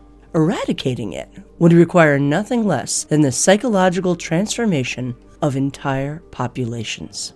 That, at least, was the conclusion of the politico-psychoanalytic movement led by German, self-described Freudo-Marxist Wilhelm Reich, who became convinced that working-class Germans were susceptible to authoritarianism because of their unhealthily repressed sexuality and attachment to traditional gender roles. Only by liberating them from sexual restraint, Reich coined the phrase sexual revolution, and especially by destroying forever the rigid structure of the family and the authority of its patriarchal father figure, that is, the Führer, could they be reformed and their psyches made safe for liberal democracy. As Matthew Crawford has skillfully explained, by identifying the structure of society as not merely politically or economically unjust, but psychologically sick, Reich and his Freudo-Marxist colleagues had come up with a political program that would require nothing less than a moral revolution, working at the deepest level of the individual. True and lasting Marxist revolution would be accomplished not by the striking prole, but by the professional psychotherapist. During the war, Reich's ideas gained significant traction among the educated liberal managerial elite that populated the upper ranks of the American security services, especially within the OSS, the precursor to the CIA. His Freudian political therapeutic project was soon taken up by the U.S.-led Allied High Commission as a core part of the all-powerful military government's expansive denazification of occupied Germany. The psychology and sociology departments of German universities were staffed with returning émigré scholars, often selected from among the Freudo-Marxists and the intellectually adjacent critical theorists of the Frankfurt School, and transformed into vehicles for promoting the mass re-education of Germans. The goal was nothing less than the mental transformation of the German human being, as plans drawn up by Frankfurt School leader Max Horkheimer proposed. The project was then immediately re-imported to America as well. Before the war was even over, the U.S. government began to fund and facilitate a new wave of psychological research guided by refugee European psychoanalysts. The War Department, for instance, conducted studies on discharged soldiers, outsourcing this research to psychoanalysts who blamed the psychological breakdowns in combat not on acute stress, but on the repression of their conservative childhood family life. By far, the most influential work, however, would be conducted by the Frankfurt School's Theodor Adorno, who produced a new model for psychological assessment called the F scale. The F stands for fascist. The F scale, which Adorno pulled straight out of his ass, was a questionnaire that evaluated subjects' agreement with standard conservative or right-wing beliefs and traits such as religiousness, belief in inherent gender differences, or overall conventionalism, that is, conformity to the traditional societal norms and values of the middle class, and chalked these up as evidence of latent fascist sympathies. Since Adorno and his disciples were Marxists, the survey originally ranked subjects on an authoritarian versus revolutionary axis, opposition to revolution being authoritarianism. But in order to better play to their American sponsors, this was relabeled to read as authoritarian versus democratic axis. This, air quotes, research would later form the basis for The Authoritarian Personality, published in 1950, a volume that would become one of the most influential works of psychology ever produced, structuring the whole direction of decades' worth of psychological research in the United States, and going on to inform the beliefs of the left-wing countercultural movements of the 1960s and beyond. Most importantly, it accomplished a spectacular feat of political linguistic jiu-jitsu, successfully redefining public understanding of fascism. In reality, the very essence of a hard, technocratic, managerial regime, obsessed with leveraging state-corporate fusion to promote collective strength, homogeneous efficiency, and scientific progress from the top down, as synonymous with conservative, democratic populism. With this new definition in hand, evidence of fascist sympathies could then be discovered all over the United States. As Martin Bergman, U.S. Army psychoanalyst from 1943 to 1945, recounted in a 2002 BBC documentary, The Century of the Self, government psychologists' assessment tours of Middle America conducted to find out what goes on in all those little towns between civilized coasts revealed a much more problematic country than they'd ever imagined, filled as it apparently was with normie, middle-class families raising budding little Führer lovers. The U.S. government leapt into action to ask the experts how to control this dangerous enemy within. The answer, as Bergman tells it, was that what is needed is a human being that can internalize democratic values. A new, liberal, democratic man. Psychoanalysis carried in it the promise that it can be done, he recounts. It opened up new vistas as to how the inner structure of the human being can be changed so that he becomes a more vital, free supporter and maintainer of democracy. The U.S. government thus took up anti-fascism as a wider mandate of moral and social transformation, as Crawford puts it. Suddenly, the inner lives of Americans were now something that needed to be managed. Anti-fascism in the United States would be a science of social adjustment working at a deep level of the psyche, modeled on the occupation government's parallel efforts in Germany. In 1946, President Truman declared a mental health crisis in the United States, and the Congress passed the National Mental Health Act, empowering an arm of the administrative state, the National Institutes of Health, with a mission to manage Americans' psychological state. Hundreds of new psychoanalysts were trained and dispersed to set up psychological guidance centers in towns across America. Therapists, counselors, and social workers began to nose their way into every aspect of family, school, and working life. The therapeutic state had been born.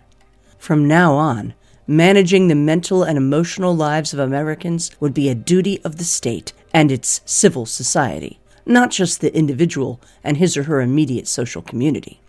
Dewey's project of conditioning had expanded from the child to the whole adult population. This, of course, fitted perfectly into the core imperative of the managerial regime, which seeks constantly to draw more and more aspects of existence into the tender embrace of its fussing expertise. But the development of the therapeutic state also conveniently allowed the managerial elite to further marginalize, and indeed pathologize, their middle American class enemies. Now the rubes weren't only backwards, they were mentally broken and unstable. Only by washing their psyches and adopting all the same thoughts, beliefs, and liberal ways of living as the professional managerial class could they possibly hope to be cured. As Christopher Lasch noted in his 1991 book on progressivism, The True and Only Heaven, Adorno and his therapeutic legacy thus substituted a medical for a political idiom and relegated a broad range of controversial ideas to the clinic, to scientific study, as opposed to philosophical and political debate. This procedure had the effect of making it unnecessary to discuss moral and political questions on their merits. Only the irrationality of the insane could now possibly explain disagreements with the progressive managerial project. Much as under communism in China and the Soviet Union, dissent became dismissible as deviance. And deviance meant fascism. So, with the bourgeoisie clearly in danger of exploding into the goose step at any moment, a friend-enemy distinction could be established. One was either rationally for progressive managerialism, also known as liberal democracy, or against it, and therefore automatically an irrational ally of authoritarianism and a dangerous threat to society. Anti-fascism could now take on the same meaning and function as under Mao, tarring any opponent of the managerial regime's revolutionary project as someone necessary to preemptively destroy, not debate.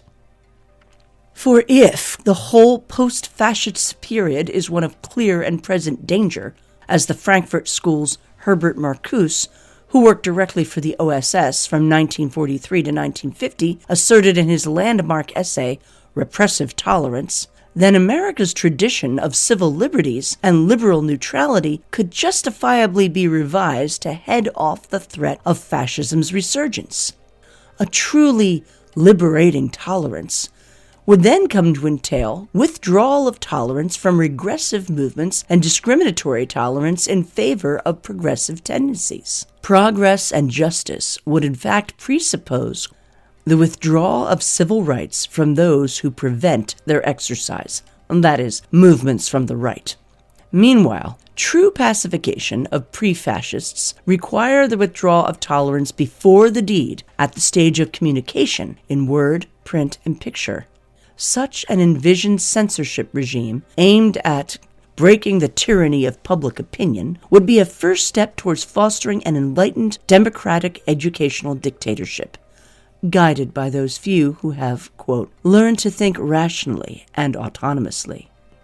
While such a extreme suspension of the right of free speech and free assembly would be indeed justified only if the whole of society is in extreme danger, Marcuse, like the rest of the intelligentsia, could point to his colleague Adorno's redefinition of fascism to maintain that our society is in such an emergency situation and that it has become the normal state of affairs, unquote.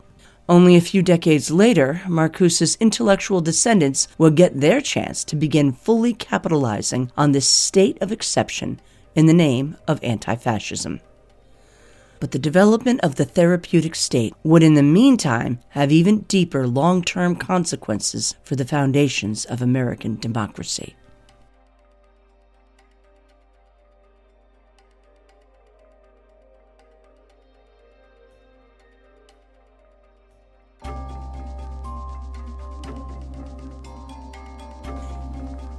Infantilization and the end of self-governance.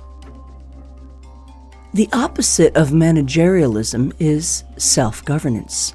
Self-governance, or self-government, or self-rule, has two meanings. At least for Americans, the first of these that comes to mind is typically the political, the freedom of we the people to govern ourselves, collectively making our own decisions as distinct localized community or nation about what should be happening within that community or nation, without yielding sovereignty of decision-making to some distant foreign or colonial authority. Self-government in this sense was the core founding ideal of the United States of America. It not only prompted the War of Independence that sought sovereignty from British rule, but also structured the Federal Republic of independently governed states that was then established. But self-governance can also apply to the level of the individual. A self-governing individual is one willing and able to make his own decisions about what to think and do, and how to do it, rather than automatically looking to some external authority to do these things for him. To do so, he must first have developed some trust in his own ability and authority to judge the truth, decide, and act, as well as the courage to accept and take on risk. He must have some faith in his own skill, agency, and ability to accomplish things in the world, including through cooperation with others, and to thereby influence his own fate and that of his community. In psychological terms, he has an internal rather than external locus of control. In other words, he must possess a certain degree of self-reliance. To be capable of this, however, an individual must also first be capable of exercising reason to subordinate more immediate or baser urges, desires, and emotions to the accomplishment of higher, longer-term objectives. He must be able to endure the pang of delayed gratification, the pain of physical labor necessary to build something, the frustrations and injuries of learning a new skill, the irritations and confusions of forming and maintaining complex human relationships, the emotional discomfort of hearing or speaking difficult but necessary truths, and so on. Without being capable of this kind of self-restraint, self-discipline, and self-mastery, he is, in fact, incapable of acting with genuine agency. Instead, if he does not rule over his passions, then, in one of the most ancient and consistent insights of classical philosophy, he is enslaved by them. True liberty, in the classical sense, is therefore not the freedom for the individual to have or do whatever he wants whenever he feels compelled to want it, but liberty from the despotism of desire, which makes the sovereignty of reason and morality impossible. Thus, in a real sense, self-government first requires governance of the self. This is why self-regulation has historically always been considered the true mark of maturity, of readiness to constructively participate in public life, and the lack of it, a sure sign of continued childishness. As below, so above. A people incapable of personal self-governance will be incapable of self-organizing and political self-governance. Instead, they will forever need and desire a political mother or father to rule over them, provide for them, and make decisions about what is best for them. Only by honing their own capacity for the virtues of self-governance will they be fit to rule themselves. And as above, so below. A people completely managed and provided for from above, as if they were children, won't have the opportunity to develop the true liberty of personal and communal self-governance, instead remaining forever dependent, manipulated, and enslaved. For the ancient Greeks and Romans, the highest possible conception of liberty was thus to live as part of a self-governing polity made up of self-governing individuals. This old idea was then taken and expanded on by John Locke and, among others, the American founders. Americans became admired as the remarkable epitome of a self-governing people precisely because of their inseparable combination of self-reliance, collective self-organizing, and the system of political self-rule that these virtues supported. The rise of managerialism and the therapeutic state changed all that. From the family up, even the most close-knit self-organized communities, Edmund Burke's little platoons, were steadily broken down by the managerial regime and its relentless internal colonization and centralization. Decision-making power and responsibility was transferred from individuals, families, and communities to distant bureaucracies and credentialed experts, an action made subservient to an inscrutable thicket of abstract rules and regulations. Meanwhile, the therapeutic state quickly integrated itself throughout all sectors of the managerial system as the modern therapeutic conception of the self, some ineffable inner deity to be constantly attended to, followed, satiated, and worshipped, merged seamlessly with the tenets of managerial ideology and the material imperatives of managerial capitalism. As Philip Reif noted in The Triumph of the Therapeutic, published in 1966, the promotion of consumerism through the incessant conversion of wants into needs helped convince the majority that comfort and entertainment of the self and its desires was the highest good. Meanwhile, the therapeutic state vilified any repression of the self, that is, self-control, as something harmful and ideologically dangerous. Managerial liberationism thus worked hand in hand with the market to progressively strip away norms and traditions that encouraged self-restraint. Freedom and liberty were reduced to pleasures made available for consumption by what Reif described as an eternal interim ethic of release from social discipline and moral prohibitions. More and more such restraints would have to be found and torn apart so as to enjoy further release. But as Lasch once pointed out, the atrophy of informal controls leads irresistibly to the expansion of bureaucratic controls. The less people are willing and able to practice self-governance individually and collectively, the more formal rules and systems of external authority will step in to micromanage what they want and how they behave. Greater moral and social anarchy tends to produce more, not less, state control. The countercultural revolution of the 1960s and its anti-authoritarian quest to liberate the self from restraints therefore served the managerial regime perfectly. It swiftly broke down traditional informal bonds of stable, resilient communities that had for centuries helped to shelter individuals and tore up moral norms that had helped them structure and discipline their lives without the aid of the state. So liberated, the self-expressive individual was made a king in name, but left far more isolated, alone, and vulnerable in actuality. Such an atomatized individual proved far easier pickings for the mass corporation, which swooped in to offer all manner of ready-to-purchase replacements for what was once the social commons, and for the state, which acted on demand to guarantee the sovereignty of these liberated selves and protect them from their own choices. Their capacity for self-governance thus degraded, and encouraged to think of themselves as reliant on the state for their freedom, the public's demands for management by a higher authority then only increased relentlessly. Not surprisingly, the 1960s produced a great expansion of bureaucratic administration in America, with the state happily taking on a series of grand social management projects, including the War on Poverty, the Great Society, and Civil Rights Law.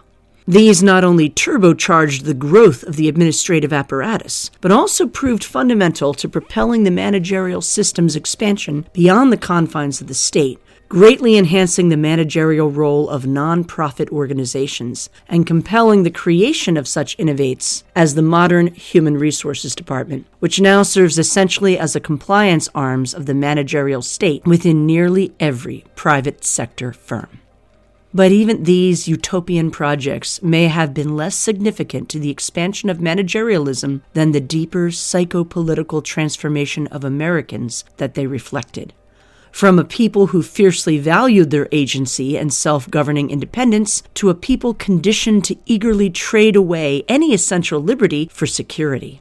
A new de facto social contract had been established. The people would offer compliance to being managed, and in return, the managerial regime would provide them with even greater comfort and safety, not only physical, but psychological. Today, America is hardly alone in this regard. When COVID-19 first emerged, China's managerial regime immediately imposed draconian containment measures in the name of public safety, locking entire cities in their homes, shuttering whole economic sectors, and splitting up families while dragging them off to quarantine camps. It continued these self-destructive national policies for 3 years after it had become scientifically clear that the virus was relatively mild and posed no health risks anywhere near necessitating that level of response. But as the virus began to spread around the world, managerial states in the West notably looked to China, not with dismay, but with admiration. Still, they initially assumed the people of the West would never accept such a level of managerial control by their regimes. As Professor Neil Ferguson, who directed Britain's early COVID response, admitted in a 2020 interview, public health bureaucrats wanted to adopt China's innovative intervention, but initially dismissed it as something Western people simply wouldn't tolerate. But they were mistaken. "It's a communist one-party state," we said. "We couldn't get away with it in Europe, we thought. Then Italy did it, and we realized we could," Ferguson gloated. A majority of the British people, in fact, clamored for the security of managed life under lockdown, and still do. And so the sense of what is possible in terms of control changed quite dramatically in the West, Ferguson explained. Soon countries across the Western world had adopted and imposed the Chinese model. This should not have been a surprise. Safetyism is utterly typological of managerial societies everywhere, soft or hard, in Sacramento or Shanghai. At the top, a managerial elite is naturally obsessed with total control, with running society like their envisioned machine, and with stamping out any unpredictability, unsurveilled activity, or willful resistance. For the professional managerial middle, doubting or deviating from the rules and procedures of the bureaucratic machine is not so much inconceivable as unimaginably immoral and déclasse. For the pious Therapeutic, conforming to the machine and its expert models is the core of good citizenship and personal advancement, while independent decision-making is fraught with risk. Computer says no is practically a deferral to sacred law. From below, the social atomization, empty relativistic nihilism, and learned helplessness produced by managerialism cultivates in the masses a constant state of anxiety. In an attempt to relieve this anxiety, many among them then themselves demand greater and greater managerial control over life be exercised from above. A cycle of codependency is created, which accelerates as the managerial regime discovers it can constantly prop up new objects of fear from which to generously protect the public. The regime becomes a devouring mother, projecting weakness onto her children in order to keep them attached and under her sway. The new man desired by managerialism is not a man at all, but an infant, dependent and incapable of self-governance, needy and consumptive. A blank slate, malleable and suggestible, loving and trusting of the caretakers it assumes to be omnipotent and compassionate, the perfect managerial subject. Preserving such a state of immaturity makes possible a historically new, all-consuming kind of regime. An immense and tutelary power. When Alexis de Tocqueville wrote of his experience traveling America in the 1830s, he struggled to name the dark future he foresaw would likely come to threaten the young country as the species of oppression by which democratic nations are menaced is unlike anything that ever before existed in the world. He sought in vain for an expression that will accurately convey the whole of the idea, for the old words despotism and tyranny are inappropriate to describe it, he wrote. In his vision, he saw an innumerable multitude of men, all equal and alike, and all incessantly endeavoring to procure the petty and paltry pleasures with which they glut their lives. And each of them, living apart, is a stranger to the fate of all the rest, with each man existing only in himself and for himself alone. In this atomatized and disorganized state, even if his kindred still remain to him, he may be said at any rate to have lost his country, for above this race of men stands an immense and tutelary power, which takes upon itself alone to secure their gratification and to watch over their fate. That power is absolute, minute, regular, provident, and mild. It would be like the authority of a parent if, like that authority, its object was to prepare men for manhood. But it seeks, on the contrary, to keep them in perpetual childhood. It is well content that the people should rejoice, provided they think of nothing but rejoicing. For their happiness, such a government willingly labors, but it chooses to be the sole agent and only arbiter of that happiness. It provides for their security, foresees and supplies their necessities, facilitates their pleasures, manages their principal concerns, directs their industry, regulates the descent of property, and subdivides their inheritance. What remains but to spare them all the care of thinking and all the trouble of living? Thus it every day renders the exercise of the free agency of man less useful and less frequent. It circumscribes the will within a narrower range and gradually robs a man of all the uses of himself. The principle of equality has prepared men for these things. It has predisposed men to endure them and often to look on them as benefits. After having thus successively taken each member of the community in its powerful grasp and fashioned him at will, the supreme power then extends its arm over the whole community. It covers the surface of society with a network of small, complicated rules, minute and uniform, through which the most original minds and the most energetic characters cannot penetrate to rise above the crowd. The will of man is not shattered, but softened, bent, and guided. Men are seldom forced by it to act, but they are constantly restrained from acting. Such a power does not destroy, but it prevents existence. It does not tyrannize, but it compresses, enervates, extinguishes, and stupefies a people, till each nation is reduced to nothing better than a flock of timid and industrious animals, of which the government is the shepherd. What Tocqueville had uniquely intimated in his time was the character of the soft managerial regime, whose first seeds had already been planted in America. Rather than brutalizing and terrorizing the public into compliance, as would a hard regime, this mild, yet absolute, power would find it far easier to sedate, seduce, and propagandize them. But the desired end result would be the same: a population demoralized and conditioned to accept management of all things under heaven. And yet, the more the public has been successfully kept in perpetual childhood, the more the regime, being no true loving parent, has come to view them only with pure contempt and to treat them with complete disregard. Not all have taken it politely. A good portion of the more willful children still refuse to behave and keep rebelling against their teachers. Despite much effort, the demos so far hasn't been made safe for democracy. What is to be done? Using force on these holdouts doubtless grows more and more tempting, along with more and more rigorous forms of conditioning and control. Exchanging some tricks of the managerial trade with harder, crueler siblings may therefore seem like an increasingly necessary and natural evolution for our managerial order.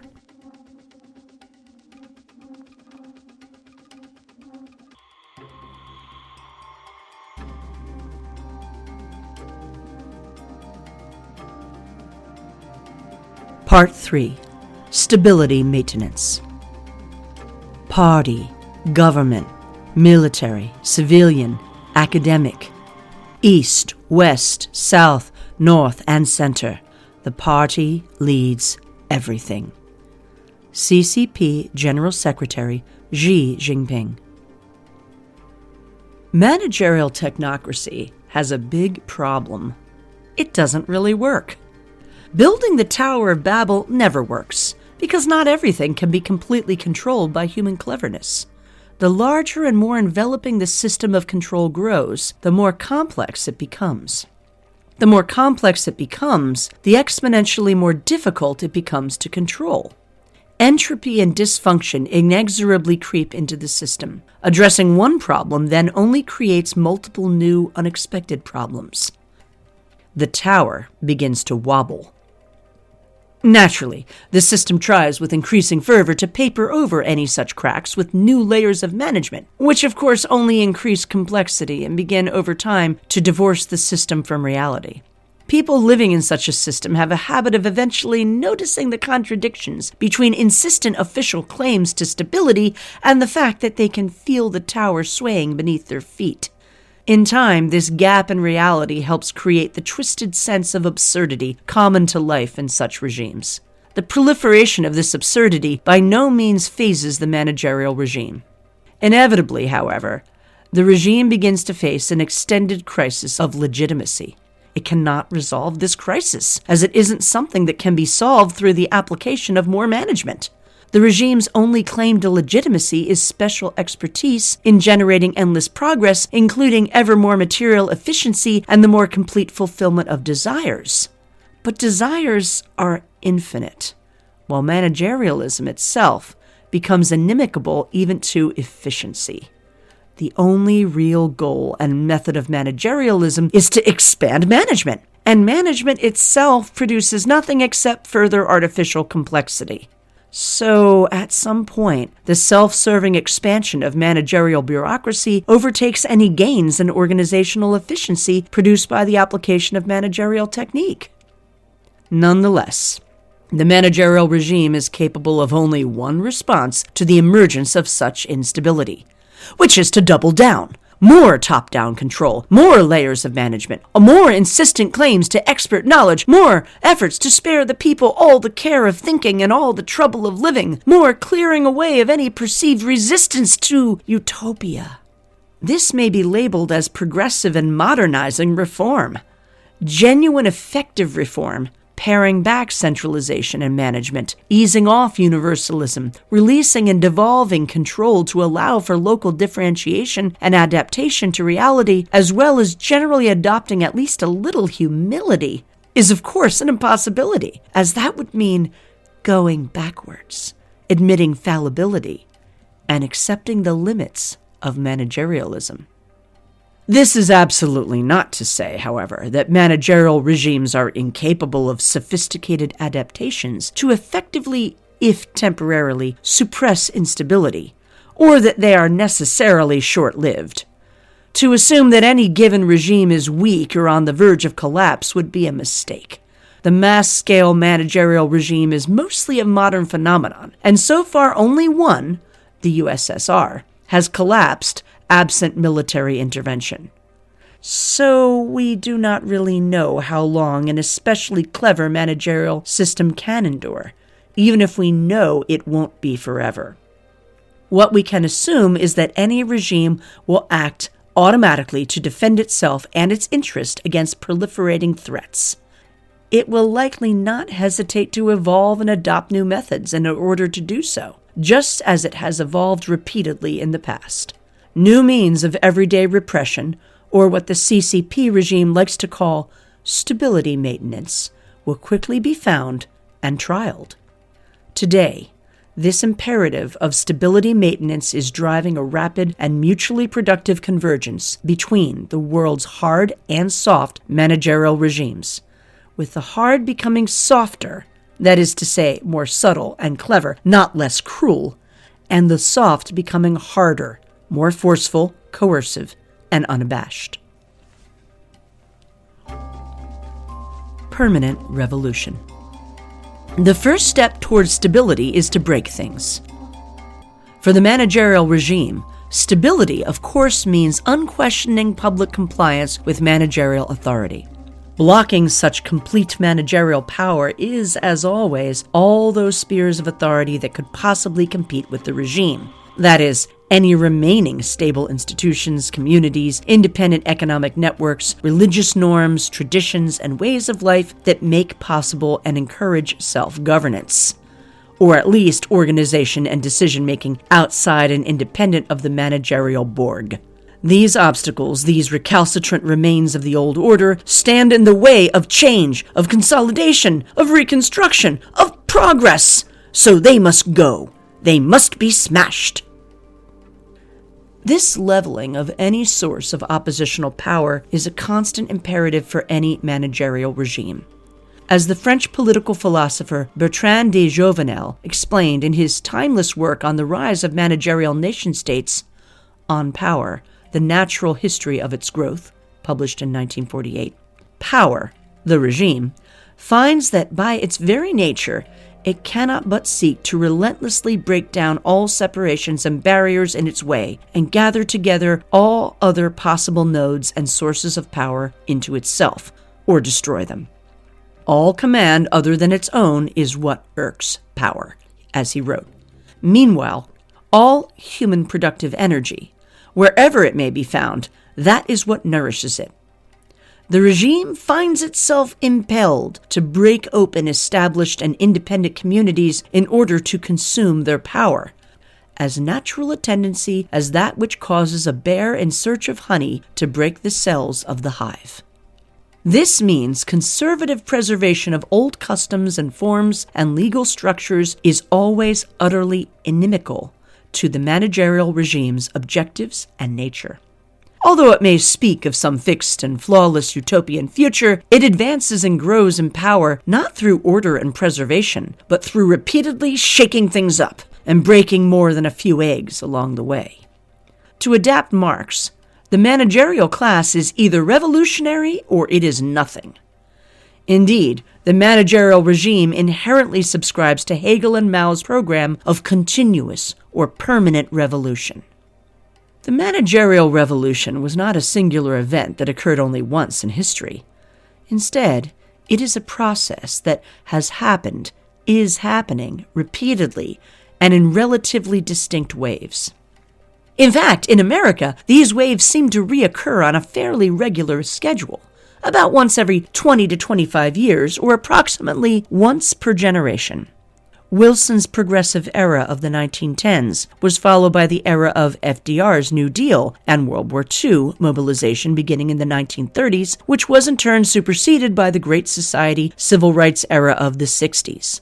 Then came the Reagan-Clinton neoliberal era beginning in the 80s, which, and I'm afraid this may be difficult for many conservatives to hear, achieved brilliant, if more subtle, revolutionary success by using privatization to economically and socially destabilize and break apart surviving tight-knit self-governing communities and institutions in exchange only for a illusory reduction in managerial state power, produced by handing off that power to managerial corporations instead. Each of these periods of revolution has been followed by a quieter, illusory, conservative period of consolidation, only for revolution to explode again a couple of decades later. Which brings us to the fifth and most ambitious wave of managerial revolution, which we are living through today, in the 2010s-2020s, the Great Awakening. Wokeism is a Marxism-derived ideological/radical religious cult that seeks to establish heaven on earth, the utopia of universal social justice, through the simultaneous and total liberation of all those who are oppressed. This is to be accomplished through the creation of a new woke man, they, them, awakened through a process of re-education into a new consciousness of their oppression, the subsequent seizure and redistribution of all power from oppressor groups, and the sweeping away or inversion of all established hierarchies, moral norms, and other social constructs of the past that place any limits on infinite self-creation of identity and broader reality. It is absolutely revolutionary to its core. So at first glance, it might seem like an odd choice of ideology for all of the institutions of the establishment to enthusiastically and simultaneously adopt and promote as they swiftly did after 2016. Doesn't the state want order and control, not revolution? Don't corporations want a flourishing environment for free market capitalism, not Marxist grievance and street violence? Don't academics want to preserve the tranquility of their ivory tower so as to pursue truth? Don't the elite in general inherently want to maintain the status quo of their rule, not advocate its overthrow? Doubtless, many casual observers may be confused by the idea of a revolutionary regime. But this shouldn't be such a mystery. Wokeism poses no threat to the basis of the managerial regime, quite the opposite. First of all, it is a radical but straightforward extension of soft managerial ideology. It maintains and advances all of the same core tenets. Remember those? scientism, utopianism, meliorism, liberationism, hedonism, cosmopolitanism, and dematerialization, to which we could arguably add safetyism, as described earlier. Second, its goal of instantiating a new victimological consciousness and reconstructing human nature is perfectly in line with the objective and methods of the therapeutic state. Most importantly, wokeism provides the regime with an ideal opportunity to fulfill the revolutionary dialectic. What is that? Without attempting to explain all the details of the dialectical materialism, let's just say that, like Hegel, Mao thought the revolution must never end, because all progress towards new socialist man and communism, but mainly towards more power, was the product of the transformation produced by struggle between opposing forces in society. If there was no struggle, there could be no progress, as all progress was produced through the same dialectical process. Unity leads to disunity, which leads to unity. In other words, a new, firmer order is produced through the chaos of disorder. You break things so that you can replace them with new things of your choosing. Or, as Mao put it in a letter to his wife in 1966 when he decided to kick off China's hugely destructive cultural revolution, mainly so as to consolidate his own waning personal power, the method was to stir up great disorder under heaven, for the purpose of creating great order under heaven. Only through the emergency of chaos and mass disruption could he find the latitude to take bold action, make sweeping changes, eliminate rivals, reorder allegiances, and seize control of new power centers in ways that would previously have been impossible. Hence, why he is reputed to have remarked during the height of the bloody madness that everything under heaven is in utter chaos. The situation is excellent. This dialectic can work at any level. As a simple hypothetical example, let's say you're a political bureaucrat and you want to seize factional control over a department of police so as to wield them as your personal jackbooted thugs. That might ordinarily be pretty difficult, since the public would complain the department itself is an established institution with rules, and it is already filled with seasoned men loyal to an existing hierarchy who are united in not liking or trusting you little psychopath. But there's a way. You find a reason to have the department defunded, forcing most of those disagreeable people to leave and find other work during this difficult fiscal crisis. Now the streets are overrun with crime, and all is chaos under heaven. So the public angrily demands you refund the police and enforce some law and order. You graciously acquiesce and fund the department. In fact, you, a champion of the people, double its budget, hiring all your chosen thugs, and at generous salaries. Presto! The department is back, bigger than ever, but now loyal to your patronage. Through disunity has emerged a new unity. Broadly speaking, establishing a new, more centralized and tighter order is the whole goal of every revolution. The iron-fisted tyranny of a Mao, a Stalin, or a Napoleon is not some unfortunate accident of well-intentioned revolution gone wrong. It's the point. The goal of the woke revolution is not deconstruction, lawlessness, and social chaos forever. It's the forceful refounding of a new and far more totalizing order. The managerial regime quickly intuited that this ideology, which it found lying around in a squalid corner of academia, its specific lineage doesn't really matter, presented an ideal tool for destroying its enemies and extending its power and control, and so opportunistically picked it up and adopted it as a hammer with which to smash things. Wokeism is embraced by the managerial regime, without which it would have gone nowhere, because it appeals directly to the self-interest of every managerial sector. For the managerial intelligentsia, it offers whole new fields of policy in which everyone must defer to their coded knowledge and special expertise. For the managerial media, a whole new civilizing mission to constantly inform the masses about how backwards they are and to correct them at every turn. For managerial philanthropy, endless new crusades to alleviate infinite oppressions. For managerial corporations, new frontiers of hedonistic liberation, featuring whole new habits to sell as consumer needs. Gender-affirming care is very profitable.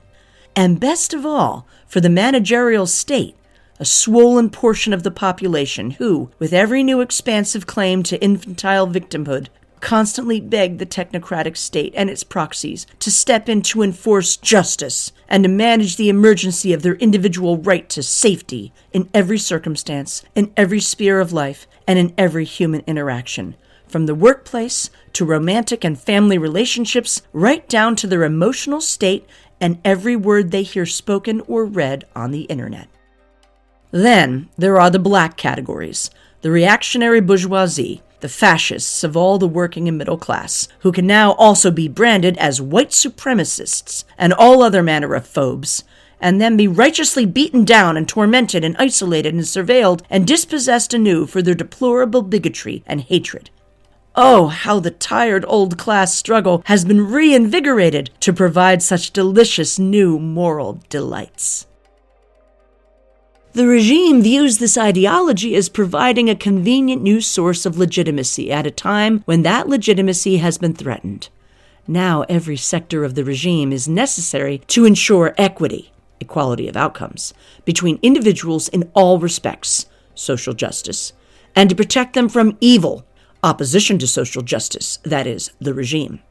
Moreover, this morally justifies the complete abandonment of official institutional neutrality towards the regime's opposition and their political rights, at least the appearance of which was previously required by the now superseded philosophy of liberalism.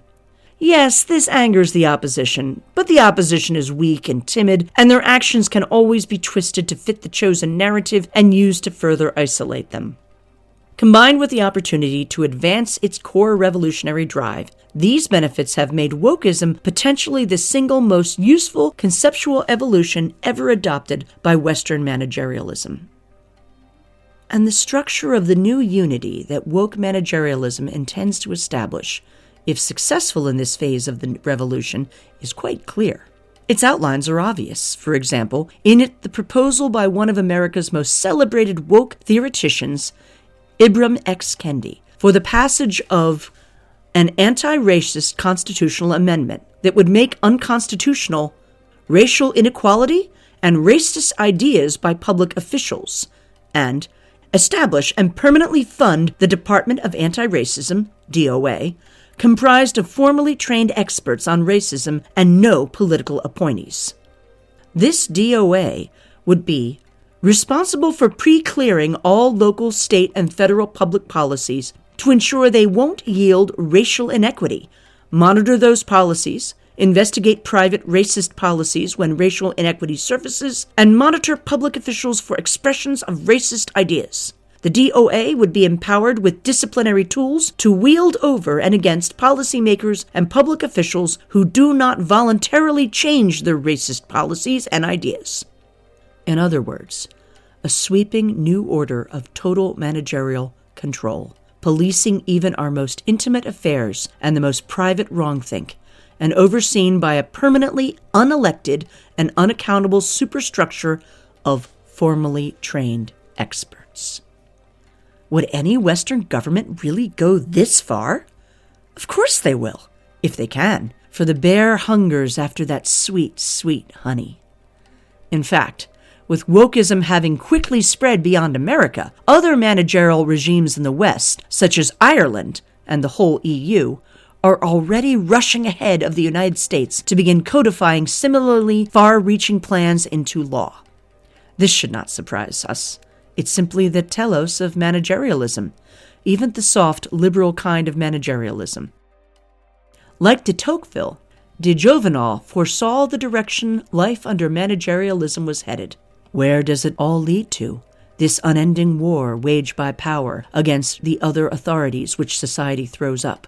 Will the jaws of the great boa constrictor of human energies ever cease to close on all who in turn put these energies to their use? Where will it end? In the destruction of all other command for the benefit of one alone, that of the state. in each man's absolute freedom from every family and social authority, a freedom the price of which is complete submission to the state. In the complete equality, as between themselves of all citizens, paid for by their equal abasement before the power of their absolute master, the state. In the disappearance of every constraint which does not emanate from the state, and in the denial of every preeminence which is not approved by the state. In a word, it ends in the atomization of society, and in the rupture of every private tie linking man and man, whose only bond is now their common bondage to the state. The extremes of individualism and socialism meet. That was their predestined course. Although the master of our atomatized masses wouldn't turn out to be fully recognizable merely as the state, his warning nevertheless stands. The endpoint of managerialism's revolutionary hunger for total control is necessarily totalitarian. All within the regime, nothing outside the regime, nothing against the regime.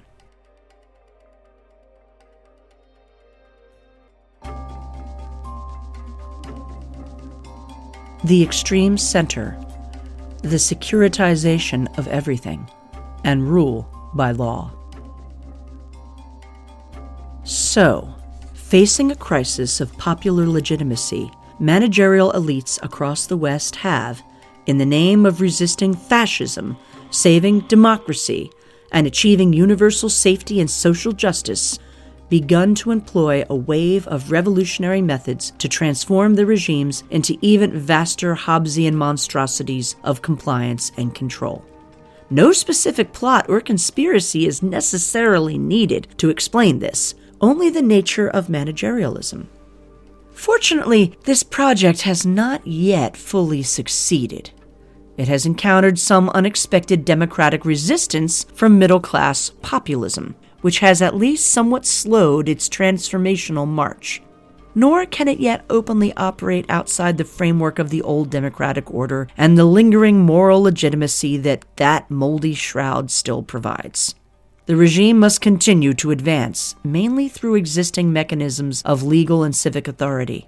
Hence the upside-down world of our present transitional period, in which the new order constantly and loudly insists its mission is to defend the old order, even as it dismantles it. This play acting is aided by the fact that, being essentially nihilistic, modern managerialism is difficult to place on the traditional left-right political spectrum, at least as most people understand it. It is certainly left-wing in the sense that it is progressive and revolutionary, and therefore definitely anti-conservative. But it is not really egalitarian or communitarian, which many assume the left must embody. Though the regime may trumpet these principles in rhetoric, in reality its vision of technocratic rule is firmly oligarchic, aligning the few against the many.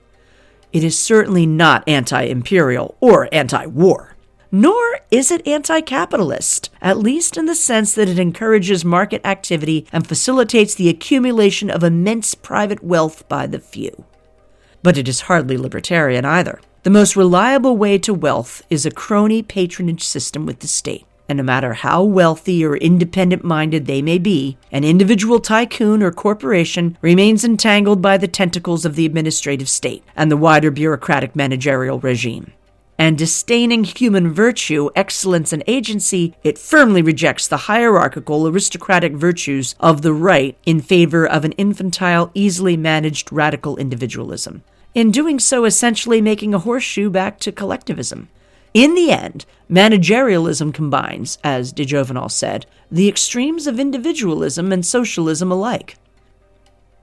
This helps to confuse and disguise its radical nature and allows it to consistently drape itself in the shimmering cloak of the reasonable, moderate, representative middle, whether the center-left or the center-right. Of course, it is actually none of these things, except the center of power. The extreme center is therefore potentially a useful descriptive term here. The term identifies the concentration of power into a single establishment or ruling class that is united by shared interests, no matter how many formal political parties this may include, and which portrays itself as the dispassionate voice of moderation and reason, facing off against the extremes, any opposition outside this bloc. In this situation, politics becomes a struggle not between two or more parties or factions debating over which specific policies of government to implement, but a defense of the inner against the outer, of the center versus the periphery. The center defines the window of normal, legitimate, or acceptable policies and opinions, while the periphery and its views are painted as dangerous, illegitimate, and unacceptable for consideration or compromise, no matter how much popular support they may embody. Ideological clarity or constancy is of little importance here. The only unifying goal of the center's bloc is to protect its comfortable monopolization of decision-making and status by excluding or subjugating anyone who might challenge its collective interests. The center, having thus transformed politics into a psychodrama of its civilized struggle against surrounding barbarians, becomes willing to take radical action to maintain the stability of its control, no matter how much it disrupts or destroys in the process. This includes actively anti-democratic, extra-constitutional, or otherwise norm-breaking actions that are justified as necessary to defend norms. Read, the norm of establishment control. Like a body with an autoimmune disorder, over time the center becomes extreme in its self-protective behavior, potentially undermining its own legitimacy and societal stability in the process. This, of course, makes it only more paranoid about the need to maintain strict control. This paranoia engenders a sense of being under siege, along with a feedback loop that produces a steady slide into more and more suspicion and perceived need for greater security. This dovetails perfectly with the processes of bureaucratization and safetyism discussed earlier. Soon everything has become a matter of security. And once something becomes a matter of security, it becomes a matter of existential necessity, and therefore suitable for exception from the established processes and rules of collective decision-making and accountability, democratic or otherwise, given that in an emergency, it is justifiable to suspend normal procedures for the sake of expediency. But of course, once everything is a matter of security, everything becomes an emergency, and so anything is justified. Permanent emergency becomes a procedural basis for governance. Unusual as it may be to think of it this way, today the Chinese Communist Party is, in a sense, an extreme example of an extreme center regime, including in its paranoia and securitization. Despite what's written on the tin, the CCP doesn't seem to be in any particular hurry to achieve the promised paradise of communism. It has, after all, engaged in decades of capitalist reforms in order to get rich. Let's just say its ideological interpretation has proven flexible over time. If, for example, you're part of a Marxist student group in China today and are naive enough to try to organize discontented local sweatshop laborers into an independent union, as foolish students do now and then, you will be arrested faster than you can shout, "Workers of the world, unite!" That's because, just as De Juvenal would have predicted, the one thing the CCP is absolutely not flexible about is its complete and eternal control over all power in the country. In China, the vortex of the extreme center has consumed all available political and civic space. Only the party and its members can be permitted any power to organize and make decisions, and all the key institutions of the country, such as the military, the People's Liberation Army, must pledge their absolute loyalty specifically to the party, not the state or the nation or the people. This instinct to keep all power concentrated in the hands of the party center is inherent to the CCP's Leninist roots, but is also part and parcel of its extreme centrism and broader managerial nature. So too is its obsession with maintaining what General Secretary Xi Jinping describes as total security. As of this writing, This Chinese national security concept encompasses at least 16 different officially declared priority areas in which security is to be strictly maintained as a priority, including military security, economic security, technological security, information security, cultural security, ecological security, health security, and so on. At the top of the list is political security, which is described as the bedrock of the party, the state, and of all Chinese society. Political security means no one is ever able to threaten the power of the center. Now also ruled by an extreme center, the United States has unsurprisingly begun to develop its own milder case of this securitization of everything in recent decades.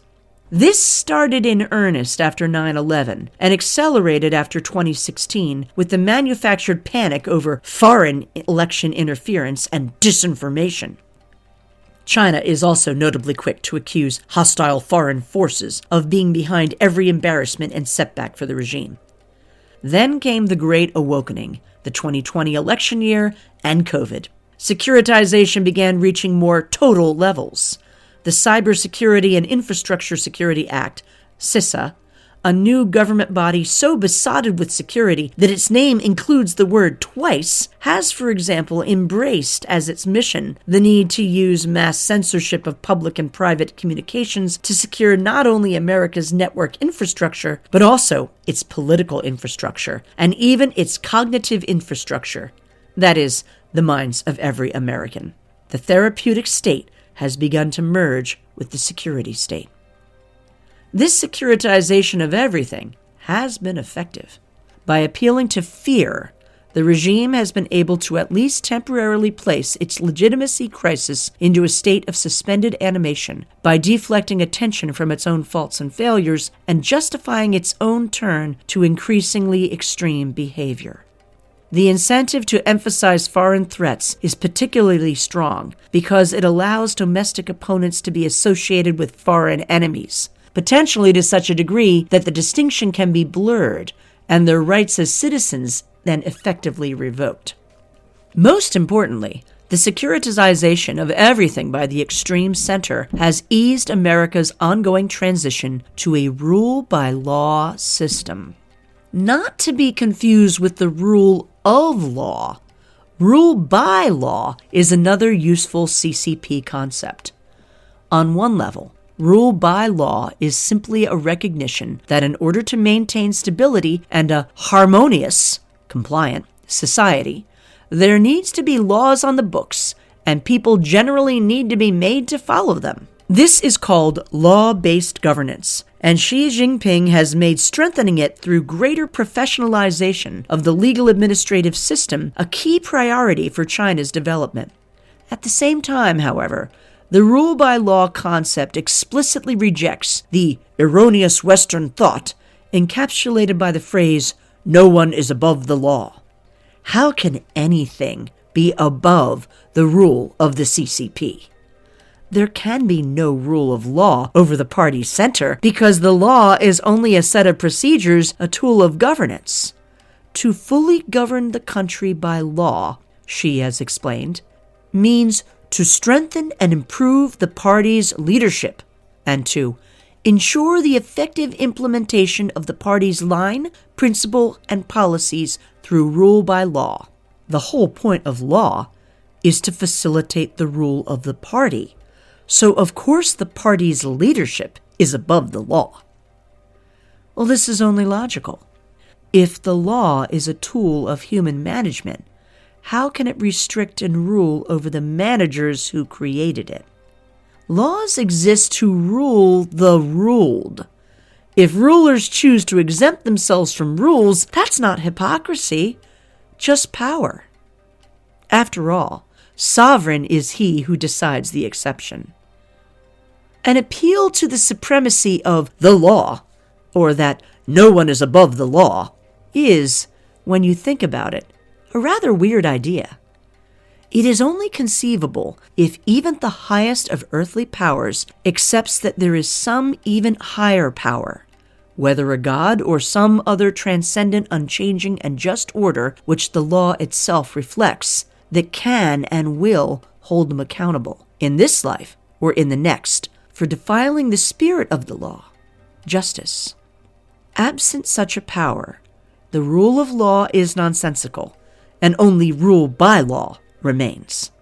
Managerialism, of course, cannot permit or even conceive of any power higher than itself. Its entire raison d'etre is to reorder and control all of existence, and to accept that anything is beyond its reach would undermine its whole basis. Therefore, managerialism and rule of law cannot coexist.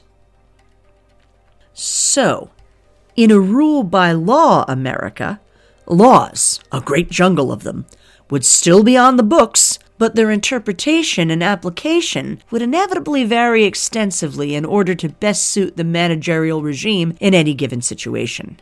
Since, just like in China, their purpose would be to ensure the effective implementation of the party's line, principles, and policies through rule by law. When and to whom laws are applied would largely be determined on the same inside versus outside basis that defines the extreme center. Subjective interpretation of the law, as meaning one thing one day, another the next, would not be only acceptable, but absolutely necessary so long as the purpose of the law, to protect the center and progress the managerial project, were to remain fixed as the guiding principle. Building vague and expansive language into the law to facilitate this would become the norm, much as the Chinese regime regularly makes use of laws against such ill-defined crimes as spreading rumors or stirring up trouble, to flexibly do away with problematic people as needed. And selective use of the law as a factional weapon, otherwise known as lawfare, to undermine or destroy outsider political and class enemies, while sheltering insider allies, would become not only ethically permissible, but practically the civic responsibility of the center's ruling elite. Thus, the law would become merely an arm of the managerial regime's revolutionary dialectic. This, perhaps more than any other symptom, would confirm and solidify the transition from a representative multi-party democracy to a one-party state. The one-party state and the United Front. China is a one-party state. Only the members of one political party, the Chinese Communist Party, are permitted to hold any positions of power, though a collection of small independent parties exist for show. This state of affairs is a step beyond extreme centrism, if also its logical conclusion. But what is the nature of a one-party state, really? Grasping that requires understanding not just the one party, but the party state. The party state, a spontaneous feature of nearly every revolutionary regime in history, is a unique form of government. It is sometimes described as a system in which one dominant political group functions as a state within a state. But in the case of a fully mature party state like China's, this description would be misleading, since the Chinese regime is more like a political party with a state attached. The People's Republic of China operates through what is sometimes known as a dual-track regime system. There is a national state, the government, and officials are appointed to occupy positions in it. But parallel to and overarching the formal state hierarchy is an entire shadow edifice of positions within the party system. Every ranking official must also be a party member in good standing. Officially, there are approximately 98 million CCP members. Every state position has what is essentially a corresponding party position, and often the same individual occupies both positions. For example, Xi Jinping is both President of China and General Secretary of the CCP. In every case, the party position outcommands the state position. However, in many cases, party members hold party positions that have no corresponding state position, but nevertheless exercise tremendous power over affairs of state. And as mentioned earlier, entire institutions that in most countries would be part of the state, such as the military, are instead party organizations. Hence, the PRC cannot be described merely as a state. It is a party state. A party state is a system in which, to use Wilson's terminology, there is effectively no politics, only administration. Or rather, any political competition must happen inside the universe of the party and its ideology, while none is permitted outside of it.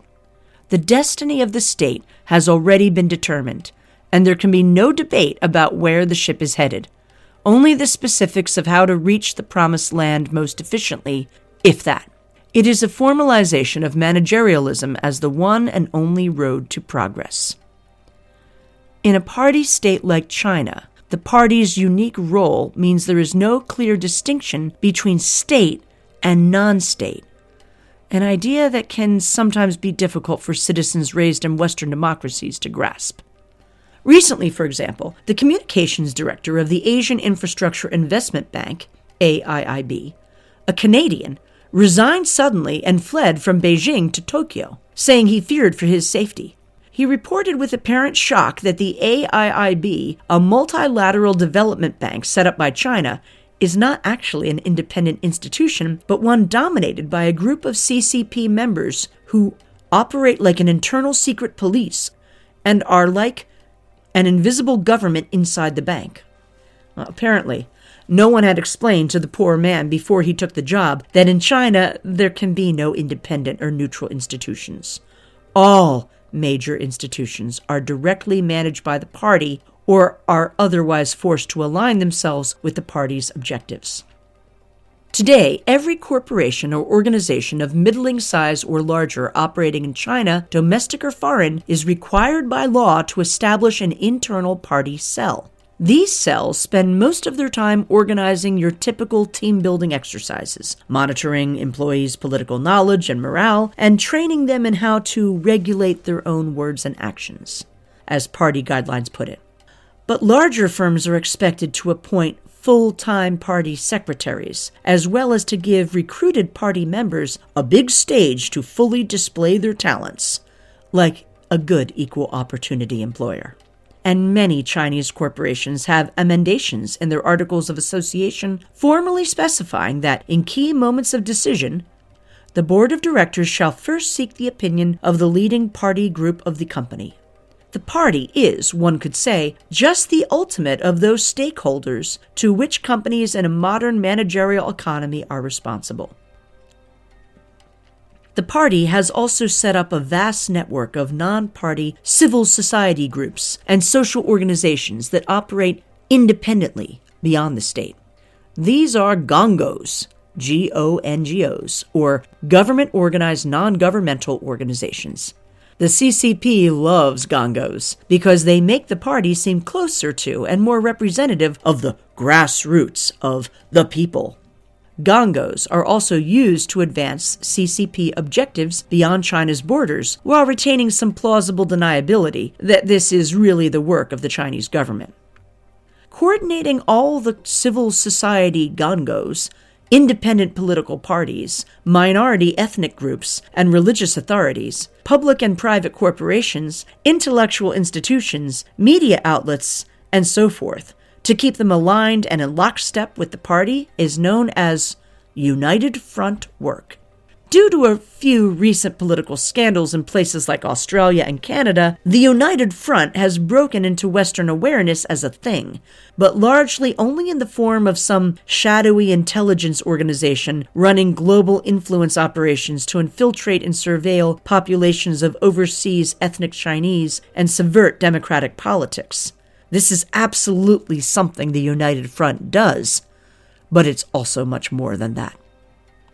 The United Front, a Leninist idea adopted by Mao, began originally as a strategy to deceptively unite the broadest possible coalition. For example, communists with nationalist and liberal socialists to fight against and defeat imperialist aggression, after which non-communist temporary allies were to be, as Stalin put it, squeezed out like lemons. But the CCP soon realized the United Front was way too useful to ever fully dismantle. The party managed to use entryist tactics, subversion and intimidation to co-opt and repurpose many non-communist organizations, and over time it developed a whole network of front groups and fellow travelers capable of being used for organic mobilization on the party's behalf. This network, the United Front, also serves to helpfully create an image of democratic pluralism and grassroots popular support for the party's aims. So, United Front work became one of the party's so-called magic weapons, and the United Front only continued to expand in scope. Today, sections of society ranging all the way from China's tech billionaires to the triads, that's the Chinese mafia, have been effectively incorporated into the United Front and are used for helpful patriotic purposes such as, in the gangsters' case, beating up democratic protesters in the streets or demolishing the homes of dissidents to send them a strong message. This is known as outsourcing repression. The United Front is what could be genuinely described as a whole-of-society operation. In China, the United Front has its own formal party office, the United Front Work Department, UFWD, dedicated to organizing it. But the institution's role shouldn't be overstated. United Front work is considered a job for the whole party.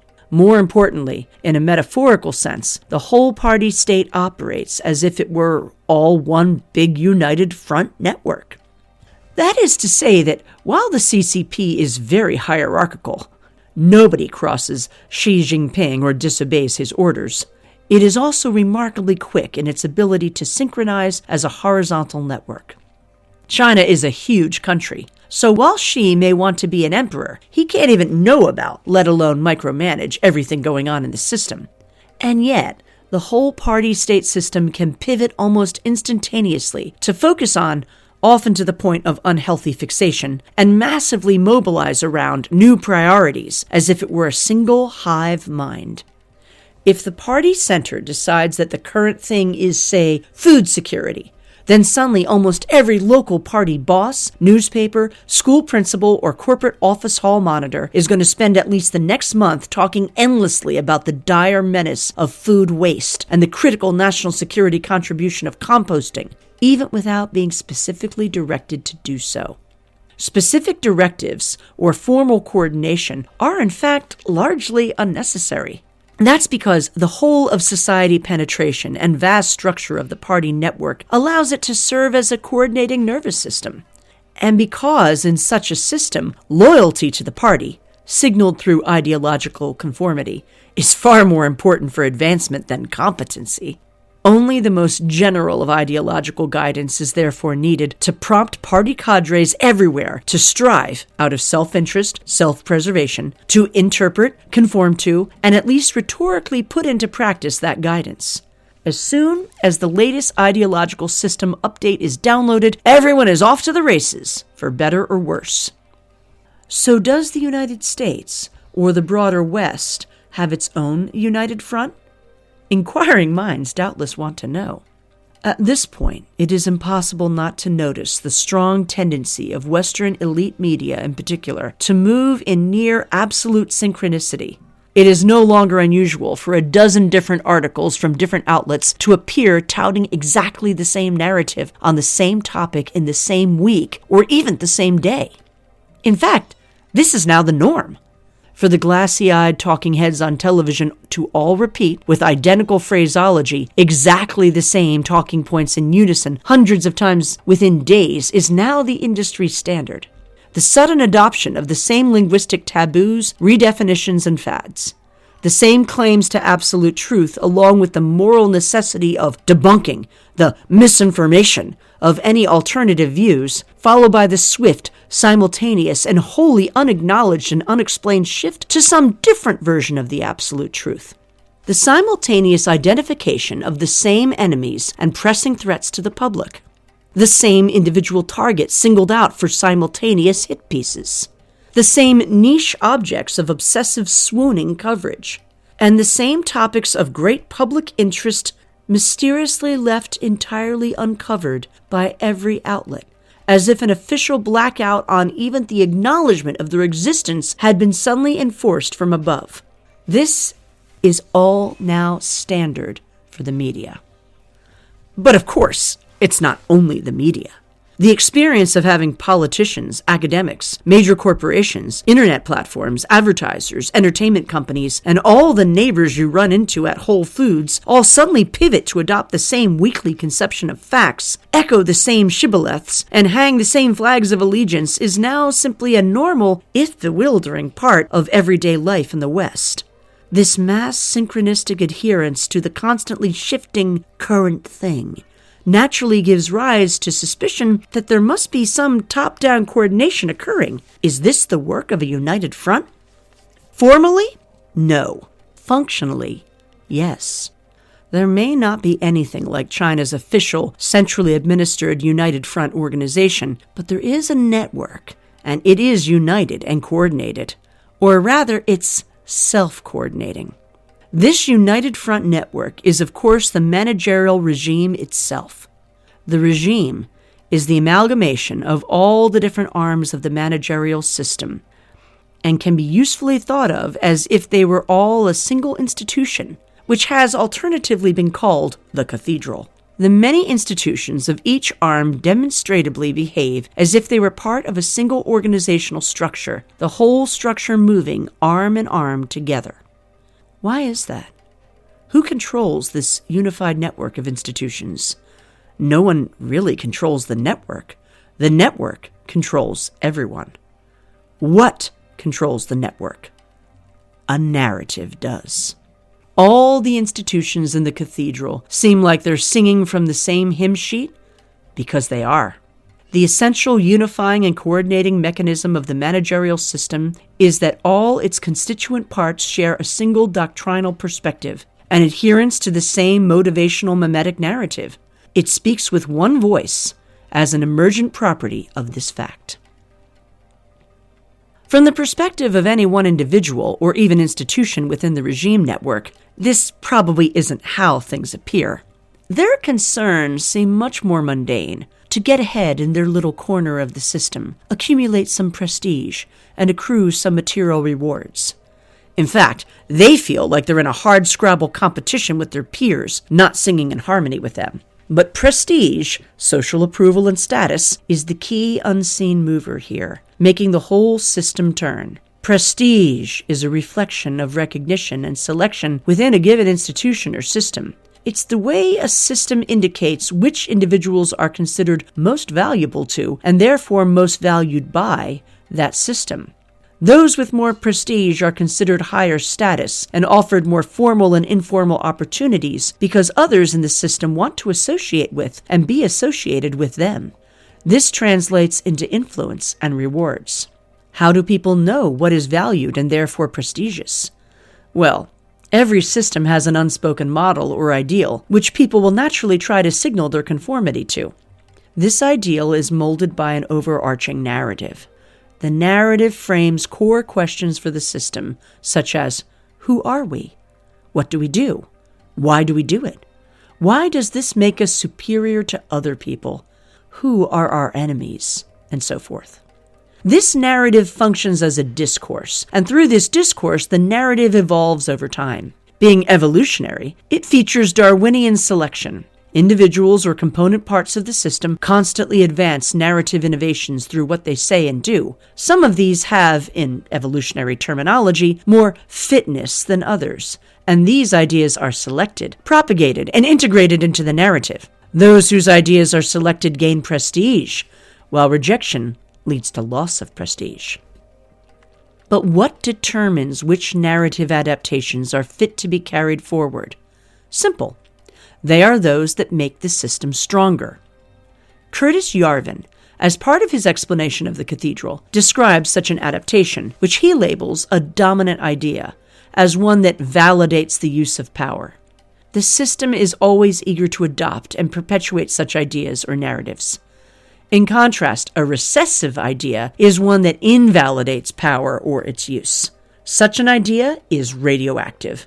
As a simple example, a public health bureaucrat who advocates that the public health bureaucracy needs to be handed near unlimited power so it can respond to the threat of a virus, is a prestigious hero to the whole bureaucratic system for making them all more important and powerful. A public health bureaucrat who says publicly that the same virus isn't actually dangerous and that no action by the public health bureaucracy is really needed is a traitor to the whole system. For calling into question the very necessity of public health bureaucrats, the blasphemer is going to be denounced by his peers, tagged as low status, and have his career cut short, even if he is obviously right. Out of self-interest, the whole system constantly rewards conformity with dominant narrative ideas and punishes dissent. The overall operating narrative is the accumulation of all the most effective justifications for validating the system's existence and growing it to be as large, powerful, and prestigious as possible. Anyone in the system who wants to accumulate any personal prestige or benefit, which is basically everyone, must therefore loyally adhere to, uphold, and defend the dominant narrative at all times, or be severely disadvantaged.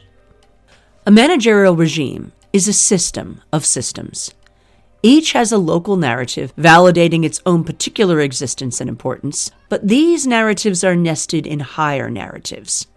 A teachers' union has a narrative about itself, but that is nested in a higher narrative about the importance of managerial mass education. At the top is an narrative, justifying and uniting the whole edifice. In our case, that is managerialism itself, the need for managers to manage all things. All those within the system of systems, the managerial regime, seeking prestige and advancement must therefore effectively subscribe to all these narratives, including the same narrative.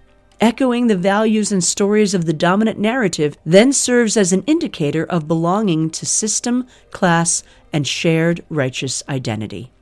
Hence, anyone in the professional managerial class who wants to become or remain a member of the managerial elite will almost inevitably conform to and parrot the same broad narrative belief structure, even if they are in complete different institutions and professions. Frank, the FBI agent, and Joanna, the journalist, are programmed to each react the same way to the same narrative stimulus, repeat the same slogans, and engage in the same required not noticings of reality, simply because each wants to avoid being shunned and to advance in status within the prestige hierarchy of their respective organizations.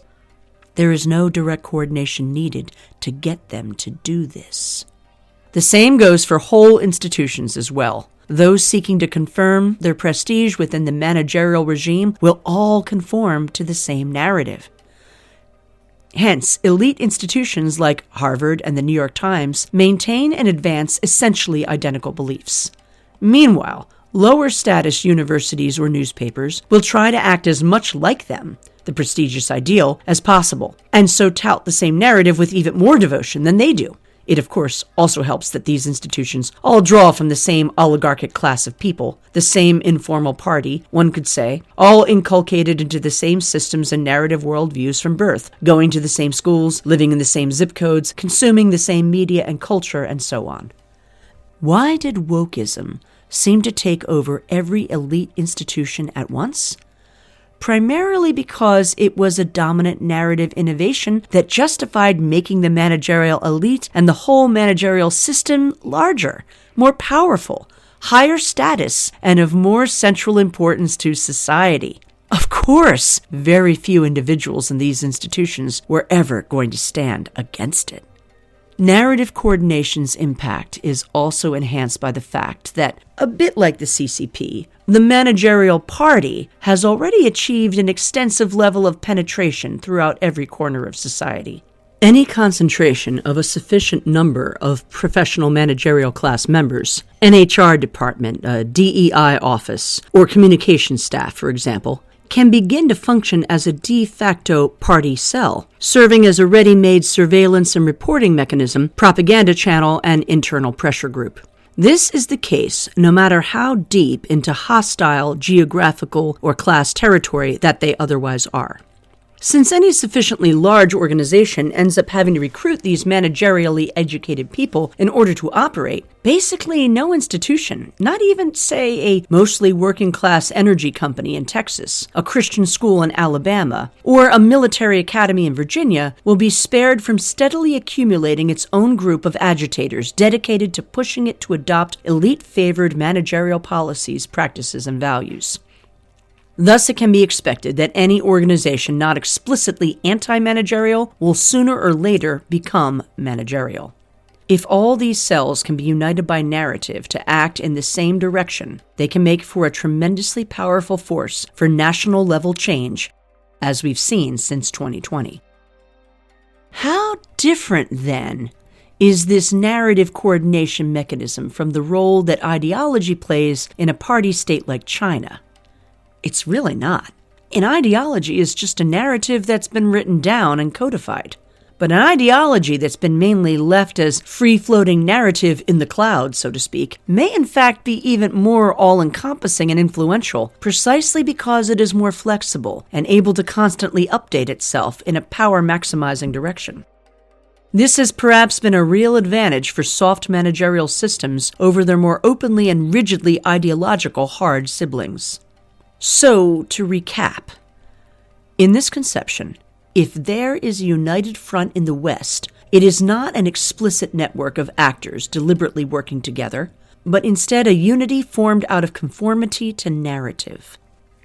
It functions as a kind of swarm intelligence, or egregore, rather than operating through any central or top-down control.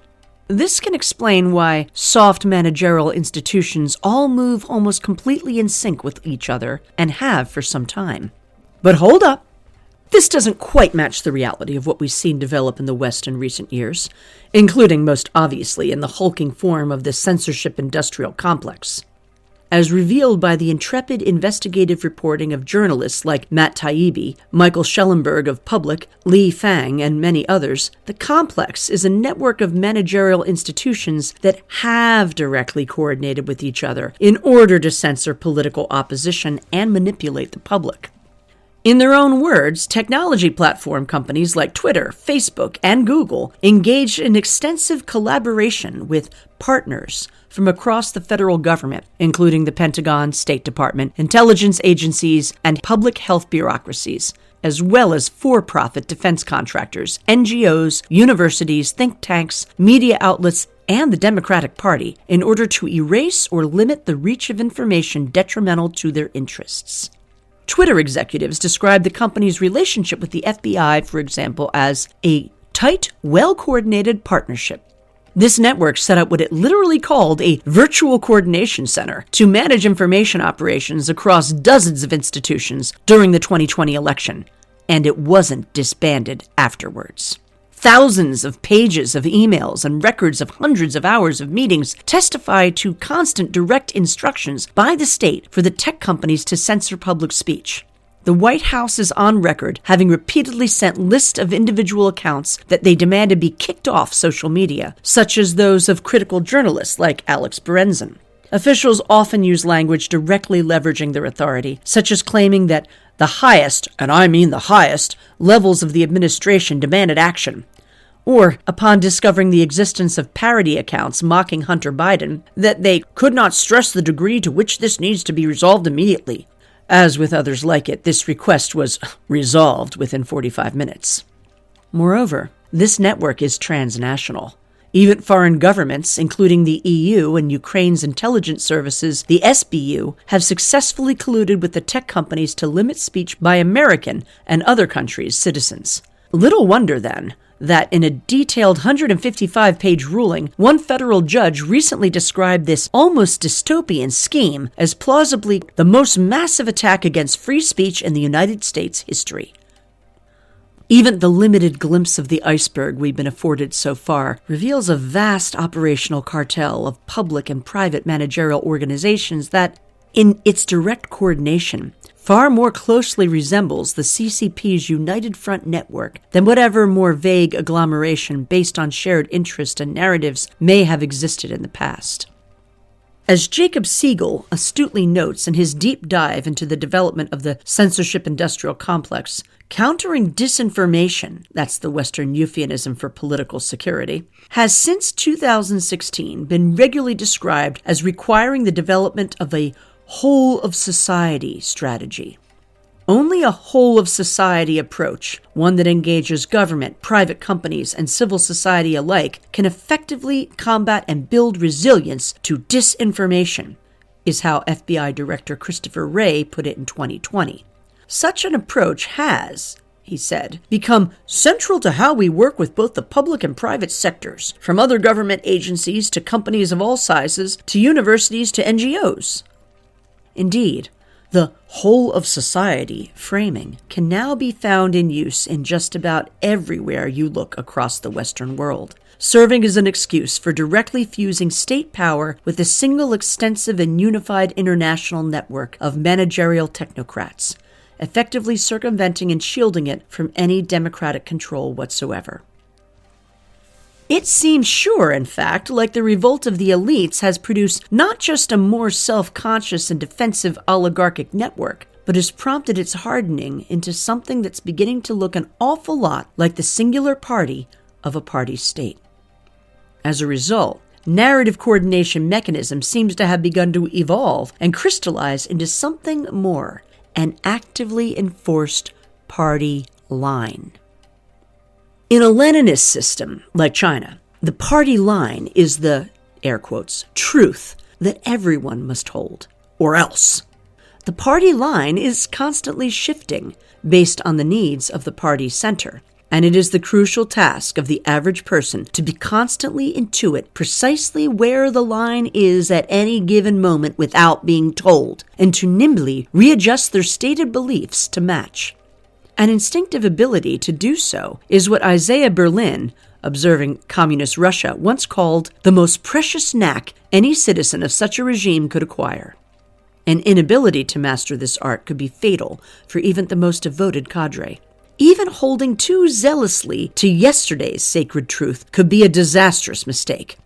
But Berlin noted that while inability to predict curious movements of the line is a crucial failure in a communist, it is always the case that nobody can feel certain of the password from day to day.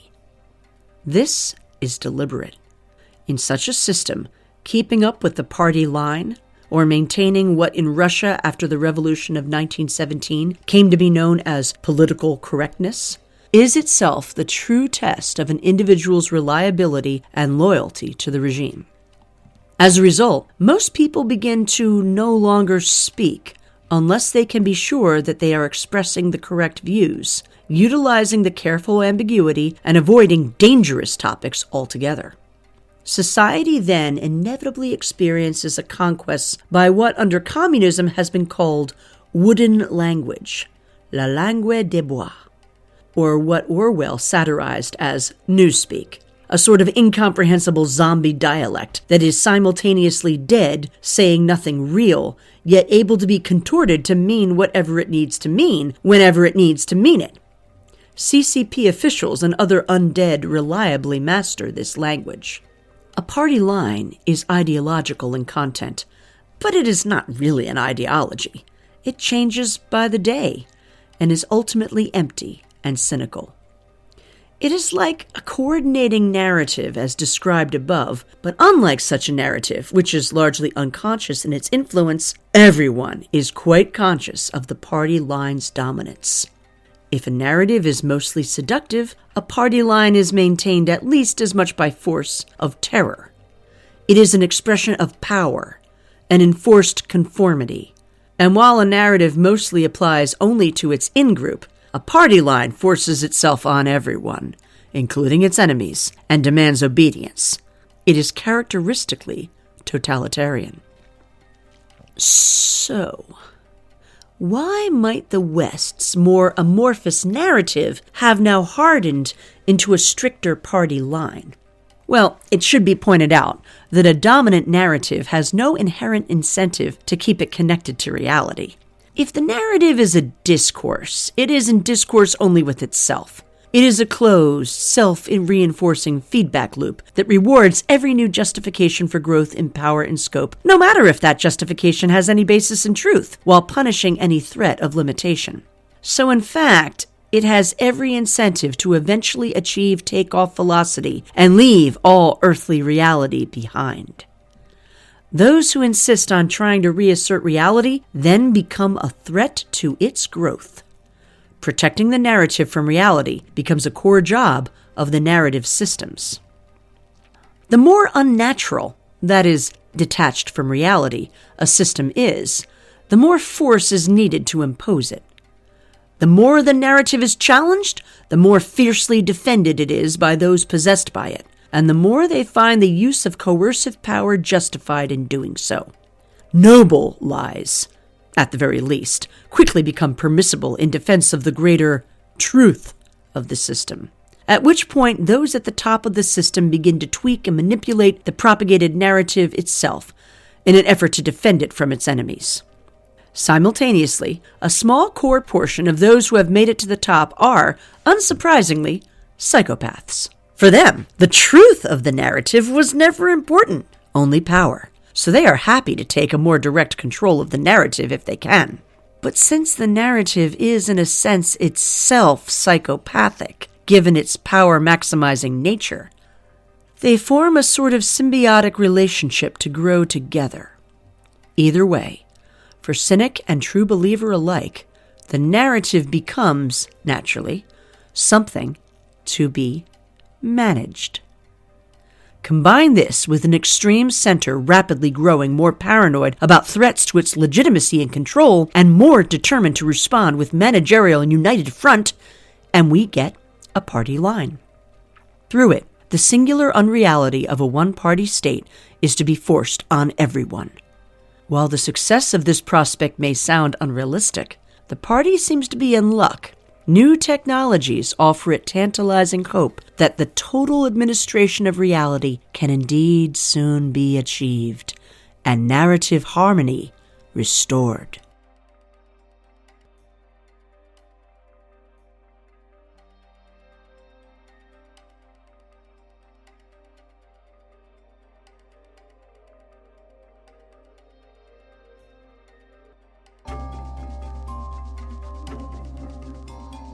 Reality management.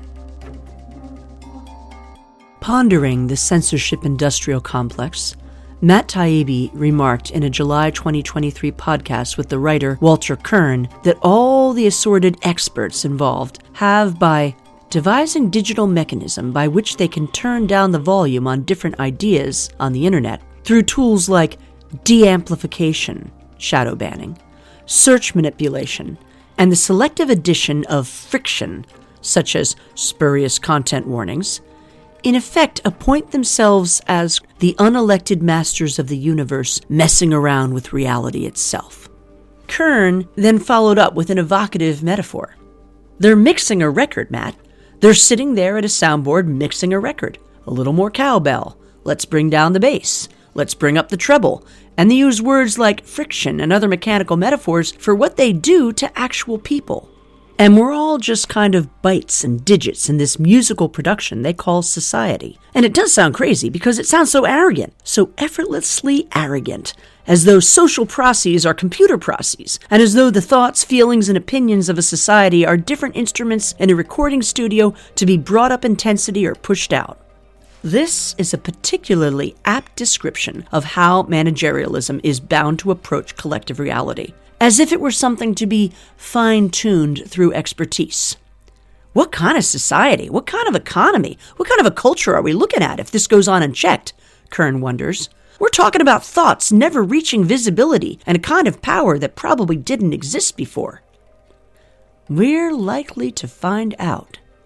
As Siegel points out in the conclusion to his essay, already at this point, the first great battles of the information war are over. The clumsy initial forays by the censorship industrial complex have been waged by a class of journalists, retired generals, spies, Democratic Party bosses, party apparatchiks, and counterterrorism experts against the remnant of the American people who refused to submit to their authority. But it is obvious that this means of mass censorship, which requires considerable human labor and leaves behind plenty of evidence, is already being replaced by far more sophisticated technological methods of control. Future battles fought through AI technologies, Siegel warns, will be harder to see.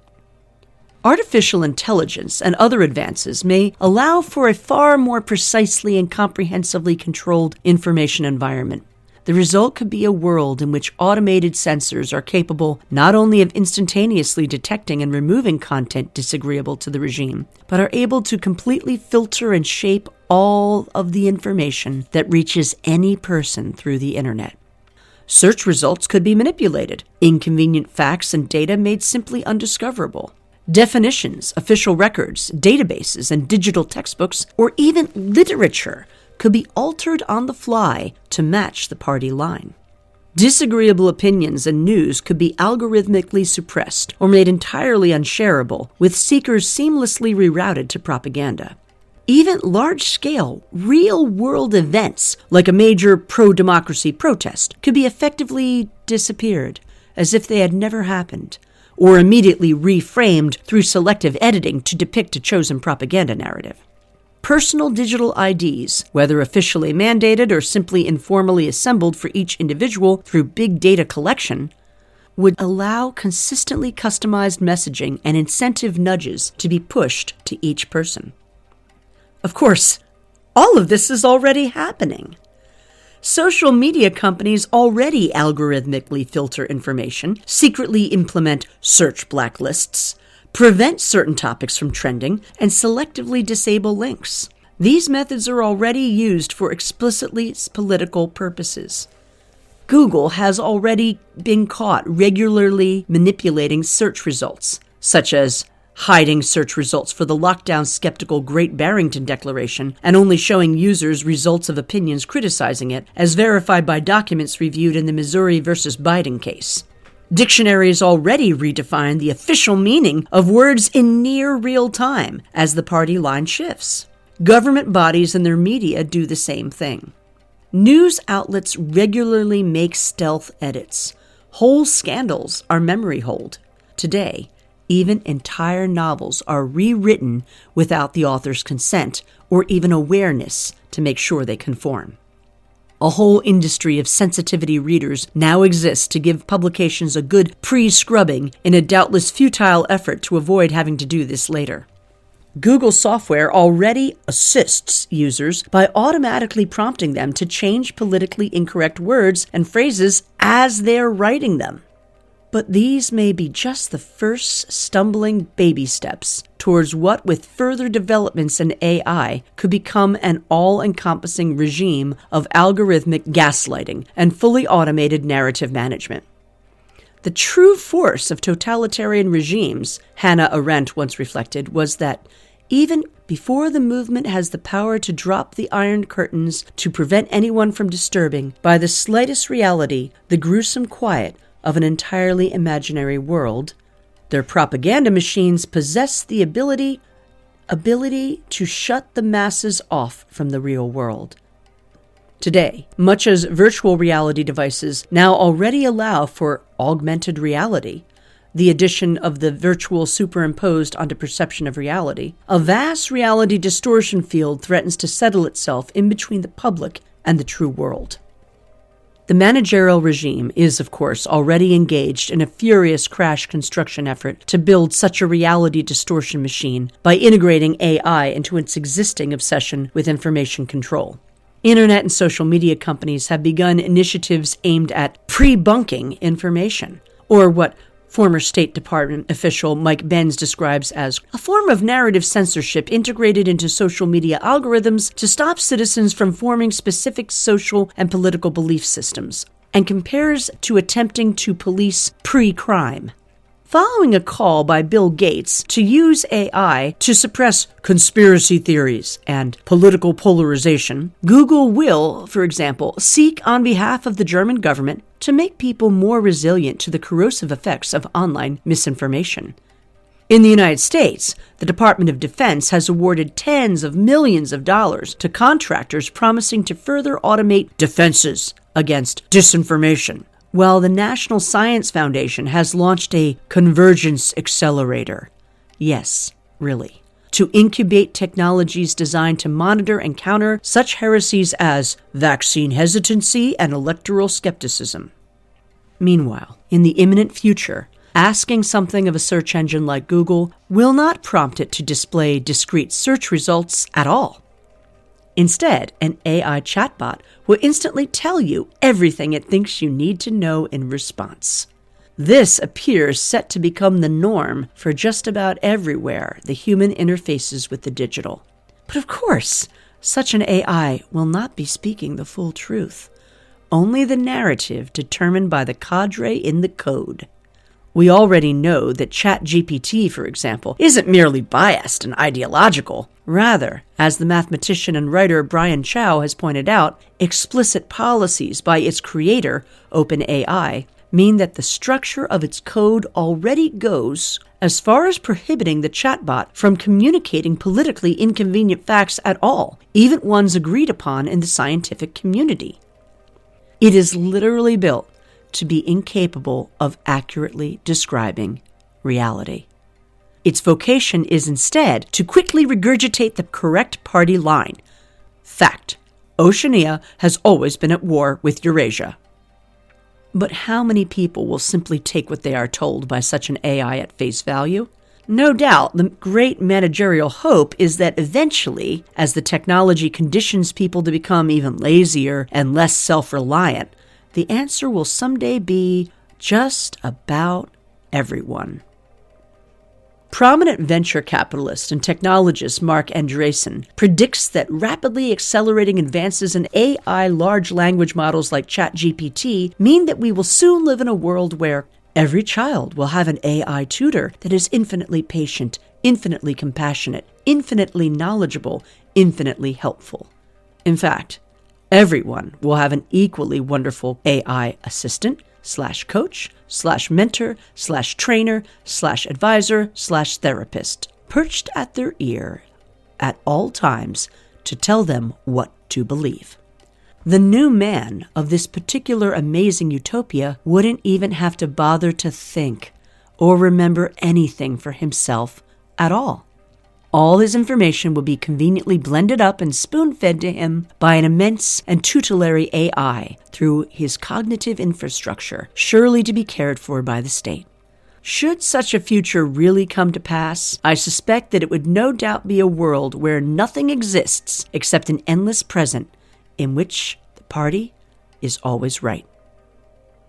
This would represent the greatest possible triumph for soft managerialism, a system in which all potential resistance from the masses is completely contained by pure narrative manipulation, with no need for coercion or the open use of force to ever be used at all. It's no surprise, then, that developing this kind of innovative narrative control is one area where the West is in fact leading the way, while China, with its sweeping but relatively ham-fisted censorship and uninspired propaganda apparatus, is now scrambling to catch up and develop similarly sophisticated discourse power. Still, reality being as stubborn as it is, narrative management alone is unlikely to ever be completely sufficient to enforce universal compliance with the party line. Other, more coercive methods will in the end inevitably be needed to deal with dissent. And here, it's China that leads the way for the world.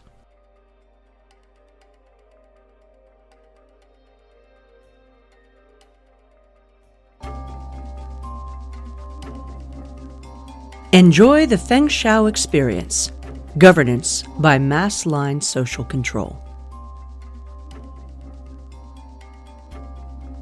Xi Jinping and his officials like to muse wistfully about the pleasures of the Fengqiao experience and sharing them with all of China. Fengqiao, Maple Bridge, is, or was, a picturesque little township in Zhejiang province, but I'm afraid the Fengqiao experience is not a tourism package. Rather, back in the 1960s, Fengqiao distinguished itself as a model town in the eyes of Mao. While usually party thugs had to go around identifying and rounding up reactionary elements, in Fengqiao, the people handled it themselves. Not one person had to be rounded up, and still the vast majority of enemies were dealt with. Brilliant! Fengqiao so impressed Mao because by constantly monitoring and snitching on each other and engaging in on-site rectification, mob struggle sessions, and rehabilitation, that is, thought reform, to collectively enforce conformity, the people there successfully policed themselves without being told. Here, at last, was a true example of the dictatorship of the masses that Mao hoped to establish.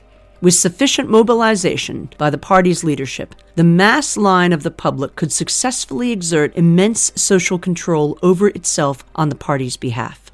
Mao encouraged the party to learn from the experiences of Fengqiao, and in doing so, planted a seed that would take root and grow in the hard soil of the CCP imagination.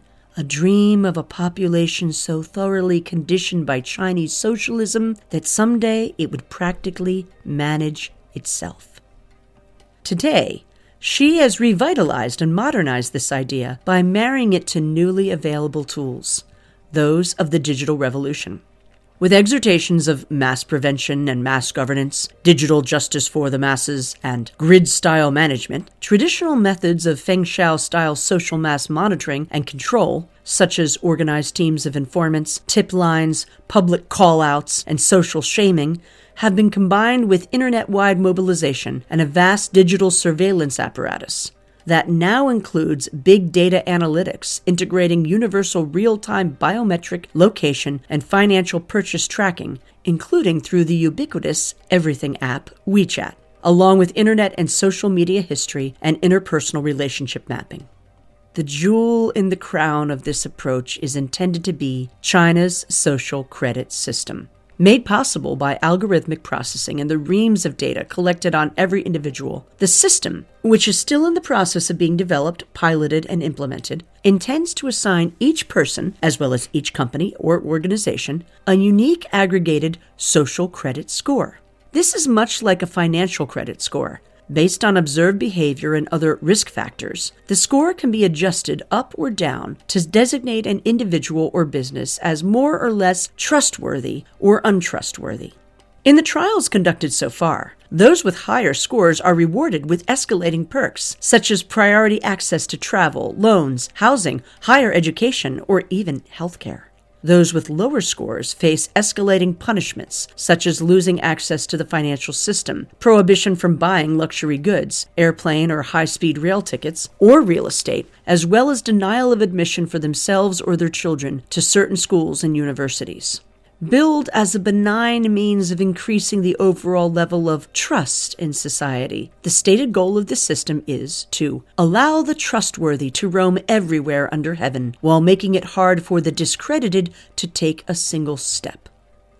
Points can be gained by doing good deeds, like volunteering or amplifying government propaganda. Companies can donate to gongo charities and comply with corporate social responsibility schemes. Points are lost through bad behavior, such as littering, not promptly paying bills and fines, traffic violations, jaywalking, causing a public disturbance, or spreading harmful misinformation on the internet, especially about the regime. Most recently, environmental regulation have begun to be integrated with the credit system, with ungreen behaviors factored into scores. Importantly, the system is deliberately social in nature. Those with low scores are publicly listed and shamed online or on public billboards.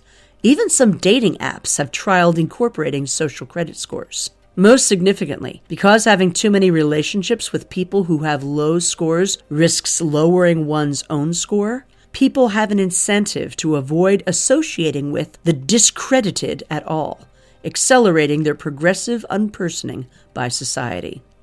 Though the social credit system is still under construction and not yet fully implemented, a reason seized on by a surprising number of apologists in the West to downplay or dismiss its existence entirely, the totalitarian thrust of the idea is absolutely clear and has been since plans were first laid for it in 2014. Its purpose is to universalize the Fengqiao experience, or what is alternatively identified by the party as social governance. As a report by the Canadian Security Intelligence Services aptly puts it, social governance describes a system that is self-managing, one that can automatically adjust itself to help the party consolidate and expand power. In this context, the report notes, the function of social credit in the CCP's management methodology is to automate individual responsibility, a concept according to which each criteria upholds social stability and national security. In other words, the social credit system aims to use comprehensive immersion in an inescapable system of constant positive and negative reinforcement, mixing rewards and punishments, subtly tweaked as needed, as if making adjustments on a soundboard, to completely condition its citizens. Or, one might say, it effectively covers the surface of society with a network of small, complicated rules, minute and uniform, through which the most original minds and the most energetic characters cannot penetrate, as de Tocqueville said. The goal of this gamification of the mind is, as usual, to create a new man to fit into the managerial machine. We do not need to speculate that this is the intention. It is always and everywhere the inexorable object of managerialism. Psychoanalysis carried in it the promise that it can be done. This social engineering has already been effective. I vividly recall, for example, how visiting China, even as late as the 2000s or mid-2010s, absolutely everyone used to jaywalk all the time. It was simply a fact of life, a cultural constant seemingly ingrained by who knew how many centuries of the Chinese peasantry's wonderfully incorrigible pragmatism and total unwillingness to submit to waiting in any manner of line. Today, nobody jaywalks, at least in the city, because if you do, your identity is captured by a facial recognition camera, your name, face, and ID number are plastered on a billboard of shame next to the intersection, and a fine is sent to your bank. All those centuries of evolved cultural attitudes have been successfully overwritten by only a few years of conditioning by the machine. In the West, eager eyes are watching and learning. In June, the British bank, Coutts, closed the account of right-wing politician Nigel Farage without explanation. Farage was subsequently refused services by 10 other banks. Internal risk documents produced by the bank and obtained by Farage soon showed Coates' reasoning for exiting him from his account. Farage had been found to be no longer compatible with Coutts given his publicly stated views that were at odds with our position as an inclusive organization. The terrible sins listed on Farage's rap sheet included being friends with Donald Trump and unvaccinated tennis champion Novak Djokovic, campaigning for Brexit, using the word globalist with a negative connotation, being climate-denying anti-net zero, being seen as xenophobic and racist, and having been a fascist when he was a schoolboy, according to some rumors once heard by someone said to be in the know. Together, this evidence proved Farage was increasingly out of touch with wider society, that is, progress, and thus presented an ongoing reputational risk to the bank. So, especially when considering our stance specifically on ESG diversity, he had to go. In this case, having been caught red-handed debanking a prominent and savvy politician for political reasons, the bank was ultimately forced to apologize and some of its top officials to resign. Such consequences are an exception to the rule, however. Politically motivated debanking has in recent years become increasingly routine practice across the West. Most memorably, Justin Trudeau's Canadian government invoked emergency powers to freeze the bank accounts and seize the assets of the truckers protesting his destructive vaccine mandates and demagoguery. Canadians who had merely donated money to support the truckers also had their accounts frozen. This tactic of using financial levers to personally destroy political dissidents and shut down protests has since quickly spread around the world, also being used against protesting truckers in Brazil, for instance. Debanking, initiated by the banks themselves, appears to have become even more common, however. In the same month as Farage, for example, the UK's Reverend Richard Fothergill had his account closed on the spot after offering mild disagreement with his bank's relentless promotion of transgender ideology on a customer feedback survey. The bank told him this view was not tolerable. Also in the same month, Scottish anti-woke blogger Stuart Campbell had his account of 25 years closed by the bank First Direct without his even being notified. He only discovered the fact upon suddenly finding himself unable to use his card to buy groceries. In the U.S., mere days after the Farage scandal, J.P. Morgan Chase shuttered the bank accounts of anti-vaccine proponent Dr. Joseph Mercola, as well as his business's CEO, CFO, their spouses, and all of their children. Again, these are all examples from within just a single month. And such cases that manage to draw public attention are doubtless only the tip of the iceberg. Farage says he has begun assembling a very large database of potentially thousands of similar cases from the UK alone. Nor are banks the only ones involved. Online payment platforms have joined in too. GoFundMe seized money donated to the Canadian truckers through its platform on its own initiative. In May, Konstantin Kissin's popular anti-woke trigonometry podcast was deplatformed by fintech company Tide. PayPal, in one of the more symbolic instances of its especially prolific debanking habit, cut off the Free Speech Union for promoting intolerance.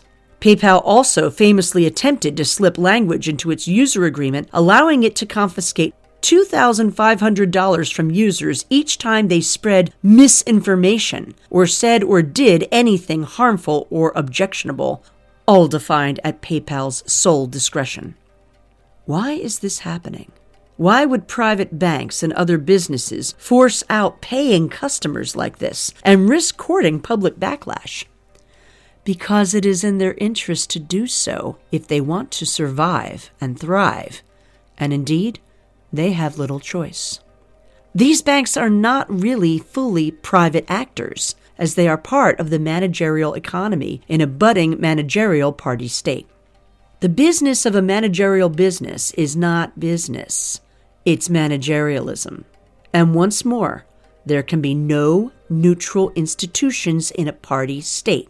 The party state's enemies are the institution's enemies, or the institution is an enemy of the party state, which is not a profitable position to be in. This is what reputational risk means. The risk of appearing to be on the wrong side of the party line. Hence why we find Coutts, a bank founded in 1692 and so quintessentially posh establishment that it banks the British royal family, decking out its entire headquarters in the rainbow regalia of loyalty and operating like it too is, like the AIIB, controlled by an internal secret police.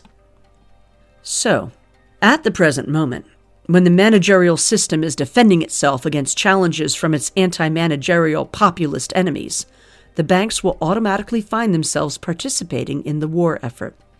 And the banks are on the front lines of that war because financial control is the obvious next evolution for a hardening soft managerial system seeking new methods of stability maintenance beyond the usual practice of narrative control. In a digitized society, financial control is now, like narrative manipulation, entirely a matter of controlling virtual information. That makes it a natural and familiar feeling tool for foxes who prefer suppressing dissent from a laptop. No need to get the hands dirty when your weapon is a keyboard. Most importantly, in a society as digitized as ours, control over digital transactions means surveillance and control over nearly everything. When someone is debanked, and then inevitably blacklisted from all the other banks, because the banks are networked and share risk information, they are cut off from participation in nearly every aspect of modern life. They will have no easy way to receive pay from a job, as cashing checks without an account incurs exorbitant fees, and they may even simply be fired to avoid inconvenience. U.S. federal law permits companies to make direct deposit mandatory. If they own a business, they will be left with no way to process the vast majority of payments and won't have any functional means to distribute payroll to employees. They will even be cut off from the primary medium for soliciting any donations beyond loose change. They cannot buy property, and in the case of many property management companies, may not even be able to rent. They will be unable to purchase almost any digital service, and increasingly will be prevented from completing many everyday offline transactions as well. Once the ongoing war on cash is won, they will be well and truly screwed. Debanking, especially when combined with similar forms of commercial deplatforming from other digital services, such as internet service providers, domain registrars, e-commerce platforms like Amazon, or app stores like Apple's, therefore serves as an extremely effective means to isolate and silence a targeted person or group, quickly breaking any presence and influence they may once have had within society. Which is, of course, the point. This appears to be a lesson taken directly from the Chinese method of dealing with dissidents. Having been subjected to similar means of unpersoning for years, the advent of digital authoritarianism has made such dissidents even more vulnerable to constant coercion, their destruction serving as a powerful incentive against crossing the party line. Now the social credit system has allowed a flexible and convenient means to apply that kind of coercion at scale. Utopia is doubtless just around the corner. Having dipped a few of their mandibles in to test the waters with other lessons from China, the West's managerial elite seem to have concluded that they now have the tools and latitude to begin implementing a similar system here. Although not yet anywhere near as comprehensive, this nascent system shares the same fundamental characteristics, using public-private coordination and social governance to collapse any distinction between public and private life, thereby greatly raising the risks for public nonconformity and dissent from the narrative. In fact, we can see transparent steps towards the construction of a social credit system in the now widespread use of such innovations as ESG, environmental, social, and governance scores.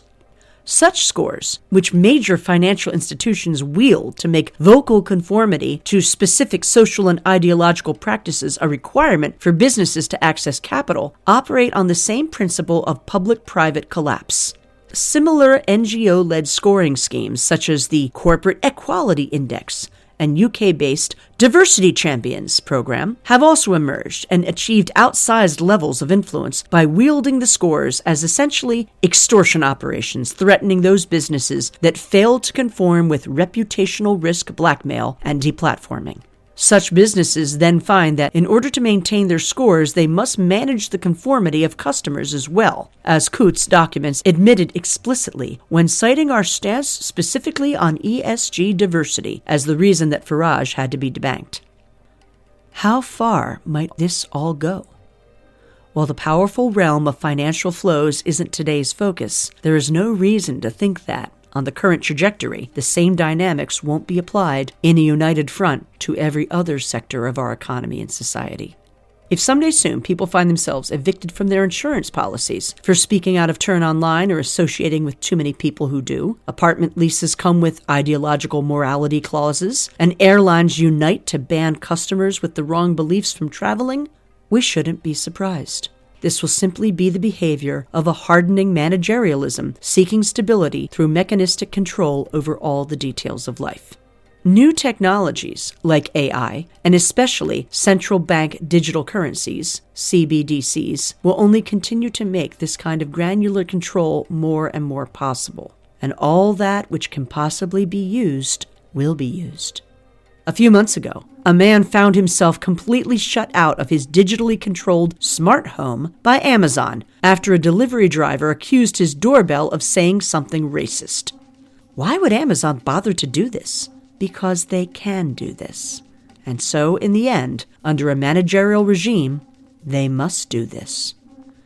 As our managers find that every day it feels easier and easier to solve problematic people with the click of a button, they will not be able to resist hitting that button hard and often. Such is the very Weltanschauung, the whole way of seeing and believing of the managerial mind. As more and more comes within the technological grasp of the managerial machine, its grip will only continue to tighten. For as we should see clearly by now, there neither is nor can be any simple increase of power on man's side produced by technology. Inevitably, Each new power won by man is a power over man as well. The end of the road for the great convergence of managerialism appears to lie under the shadow of digital totalitarianism.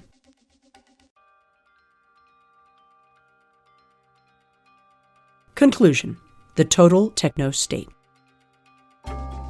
James Burnham's The Managerial Revolution had a big influence on one author in particular. Reflecting on the book in 1945, George Orwell lamented that Burnham's picture of the new world has turned out to be correct.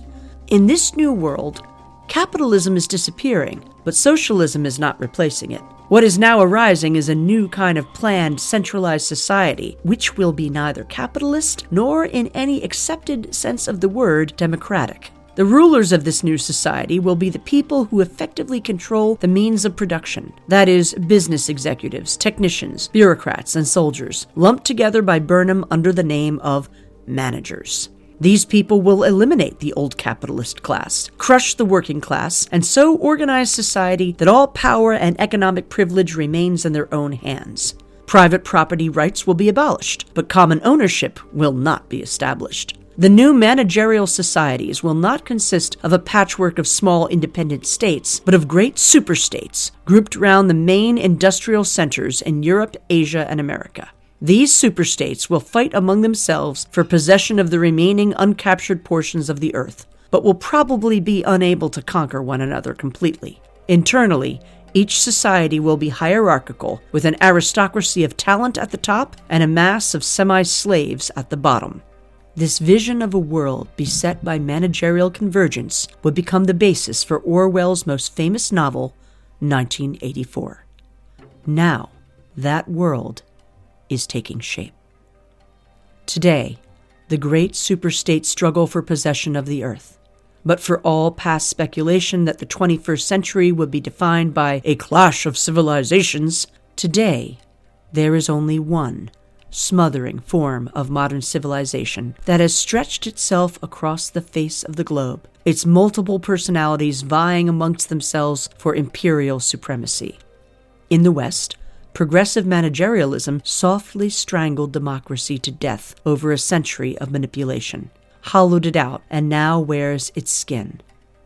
In the East, the imported virus of communist managerialism wiped out a once great civilization in a river of blood, then crystallized into the cold, hard machine that now rules the lands of China. Fascist managerialism, killed off by its fratricidal siblings, lives on in their genes. Managerialism has today conquered the world so thoroughly that to most of us it may seem like the only possible universe, the very water in which we swim. With our history rewritten and our minds conditioned, just as Orwell and other prophets predicted, we now struggle to even perceive its existence, yet alone to break through the iron paradigm of managerial thinking and recognize that, as both a form of government and a way of being, it is in the human experience something wholly new, abnormal, tyrannical, and absurd. Birthed from the core conceits of modernity, the grotesque pathology of managerialism is defined by its boundless hubris and relentless reductionism. Viewing nature, man, and society all as raw material that through pure imagination and technical skill it can break down and reconfigure as it pleases, this Leviathan comes, in its pride, to believe that even reality must bend to its will. It is, in the ultimate narcissistic ambition of its idiot rationalism, inherently totalitarian. Indeed, the total in totalitarianism is the very essence of managerialism at its deepest level, and the two cannot be disaggregated. And so managerialism always promises human progress and perfection, but then inevitably delivers inhumanity on an industrial scale. The 20th century ended up being defined by the catastrophic upheaval and destruction that the first great waves of managerial totalitarianism inflicted on the world. The hydra of that totalitarian scourge in its multiple visages was amid that struggle wounded, but never slain. Now the 21st century is being shaken by the upheaval of its resurgence. sharing the same managerial hubris, tempted by the same growing technological powers and desire to engineer the mind and soul of man, sheltering the same elite insecurities and delusions, and seeking to head off many of the same challenges, China and the West are today both leading the charge for that resurgence from different directions. Even as they roil and clash, each hard and soft, modernist and postmodernist, is in its own way converging on the same destiny, the same socially engineered submission of everything human, real, and free to technocratic nihilism and the false reality of an all-encompassing machine government to a total techno-state. It's in my view now clear that humanity's great task of the 21st century remains fundamentally the same as that left unfinished in the battles of the 20th.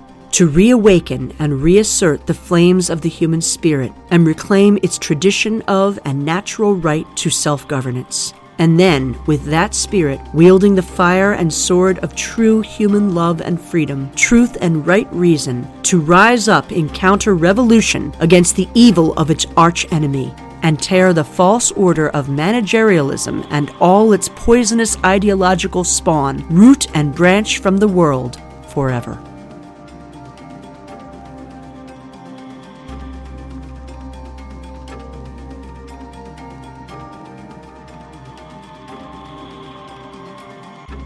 If you've listened this far, thank you, and I hope this was useful and worth your time.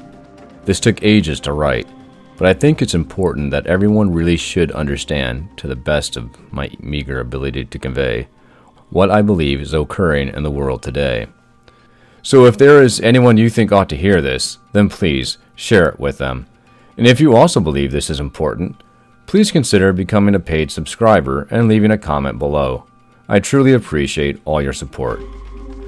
And if you happen to be wondering after listening to all this, okay, but what is to be done?